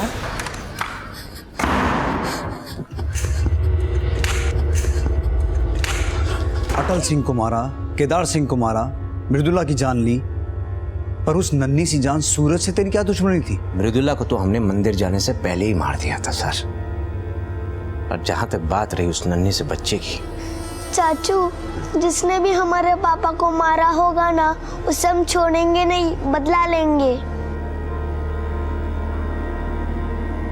हाथ जरूर कांपे थे हमारे, उसके इरादे से हम डरे नहीं थे, लेकिन हमारे घाव और भी हरे हो चुके थे। ये हमारा प्रतिशोध था, बदला। उस बच्चे की आंखों में हमें हमारा अतीत का दर्द दिख गया था। हमने नहीं मारा उसको सर, बिट्टू से मरवाया, और वो बिट्टू का भी आखिरी कत्ल था। उसके बाद अपने अपनी आंखों से देखा ना सूरज के साथ बिट्टू की लाश को। नफरत का ये जो मंजर तूने खड़ा किया, उसका सच तो तूने उगल दिया। उसका मकसद क्या था वो भी बता दे। तो आप खुद ही बता दीजिए सर। जब भी आप ऋचा, मृदुला, शैलेश, सोहन की गुत्थी पकड़ते थे ना, हमें बड़ा मजा आता था। हमें लगता था जैसे हम चाहते हैं वैसे ही नाच रहे हैं। तेरा खेल तो उसी दिन खत्म हो गया था जिस दिन तूने विजय को पहचानने से मना कर दिया था, और उसके बाद तेरा वो सब्स्टिट्यूट सोहन सिंह शहर छोड़ने से पहले ही हमने उसे धर लिया, और फिर उसने जो हमें इंफॉर्मेशन दी उसके हिसाब से हमने तुझे धर लिया। और रहा तेरे खेल का मकसद, तो वो ये है कि तू अटल सिंह का सगा बेटा नहीं है। किससे बात की थी तूने हमें विजय के बारे में इंफॉर्मेशन देने के बाद? बोल सोहन सिंह, ये नंबर किसका है? वो हमें वीर का। वीर सिंह? हाँ साहब, तब वो होश में था और ये सारा कांड उसी का किया है। और तूने उसका साथ दिया? नहीं साहब, हमें तो उसी समय पता चल गया था साहब, जब आपने हमें विजय सिंह का स्केच दिखाया था। बस हमने अपनी जुबान बंद करने के लिए उससे 2 करोड़ मांगे थे साहब। ये सारा कांड वीर सिंह ने किया है? तो कहीं ये वीर सिंह विजय सिंह का बेटा तो नहीं है? हाँ साहब, ये उसका ही बेटा है। अटल सिंह ने अपना पाप विजय सिंह के सर पर थोप कर उसे गांव से निकलवा दिया था साहब। बाद में उसका पश्चाताप हुआ, फिर उसने वीर को अपने बेटे की तरह रखा। लेकिन साहब, वीर को सच पता चल गया और वो अपने बाप का बदला ले रहा है साहब। बस यही चूक हो गई थी सर हमसे, जिंदा छोड़ दिया उस सोहन को। अपराधी कितना भी शातिर हो, एक ना एक दिन पकड़ा जरूर जाता है। ले, अपने बाप से मिल ले, तुम्हारे इस खेल का यही अंजाम होना था। बाबूजी, आपको हम पे गर्व है ना? हाँ बेटा, तुमने हमारा बदला पूरा किया। कैसे ना करते बाबूजी, आखिर हमने आपसे वादा किया था। जानते हैं एसपी साहब, 2 साल पहले तक हमें मालूम ही नहीं था कि हम इनके बेटे हैं।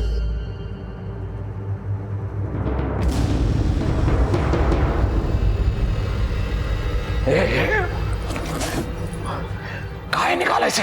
याद कर रही थी अपने पुराने दिनों को। किसी ने देख लिया तो? आखिर कब तक हम राज छुपाएंगे? कभी ना कभी तो हमें सच बताना पड़ेगा ना वीर को। सच्चाई बताने की कहाँ जरूरत है? उसके बाप ने जो किया वो? उसके बाप ने कुछ नहीं किया, सब कुछ किया धरा आपका ही था, और फंसा दिया अपने छोटे भाई को। हम सिर्फ सच्चाई पता करना चाहते थे और हम सच्चाई की नींव तक पहुंचे।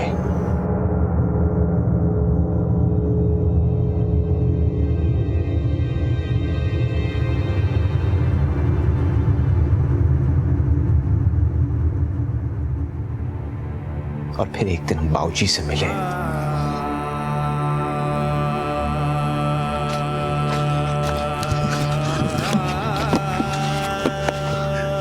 कौन हो बेटा? हम आपके बेटे हैं, वीर।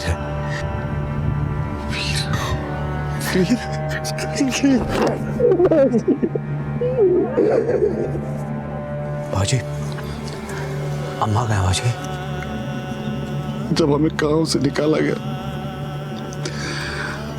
तो हमें कहीं काम नहीं मिला, पर तुम्हारी अम्मा ये कड़ी जिंदगी झेल नहीं पाई।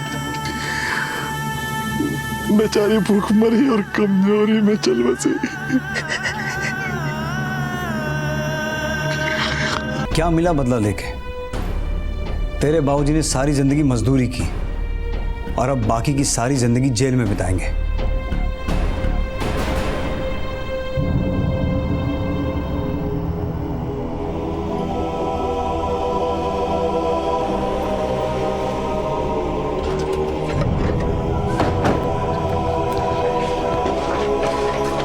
सारा तोड़ो।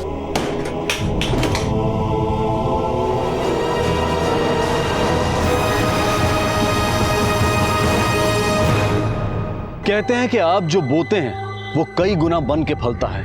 इसीलिए कहा जाता है कि नफरत और प्रतिशोध जैसी नकारात्मक भावनाएं जब भी मन में उठें तो उन्हें कभी भी पलने नहीं देना चाहिए। ये ऐसी भावनाएं हैं जो अगर प्रबल हो जाएं तो ऐसे अनर्थ की तरफ ले जाती हैं जहां इंसान अपना आपा खोकर बड़े से बड़ा अपराध करना भी उचित समझने लगता है। अब मैं अनूप सोनी आपसे विदा लेता हूं। फिर मुलाकात होगी अगले एपिसोड में एक और चौंका देने वाले केस के साथ। तब तक अपना और अपने परिवार का ख्याल रखें और देखते रहें क्राइम पेट्रोल डायल 100। सबक एक को सीख हम सबको। जय हिंद। क्राइम पेट्रोल्स के और भी दिलचस्प कहानी देखने के लिए हमारे चैनल को सब्सक्राइब करें और बेल आइकॉन दबाना न भूलें।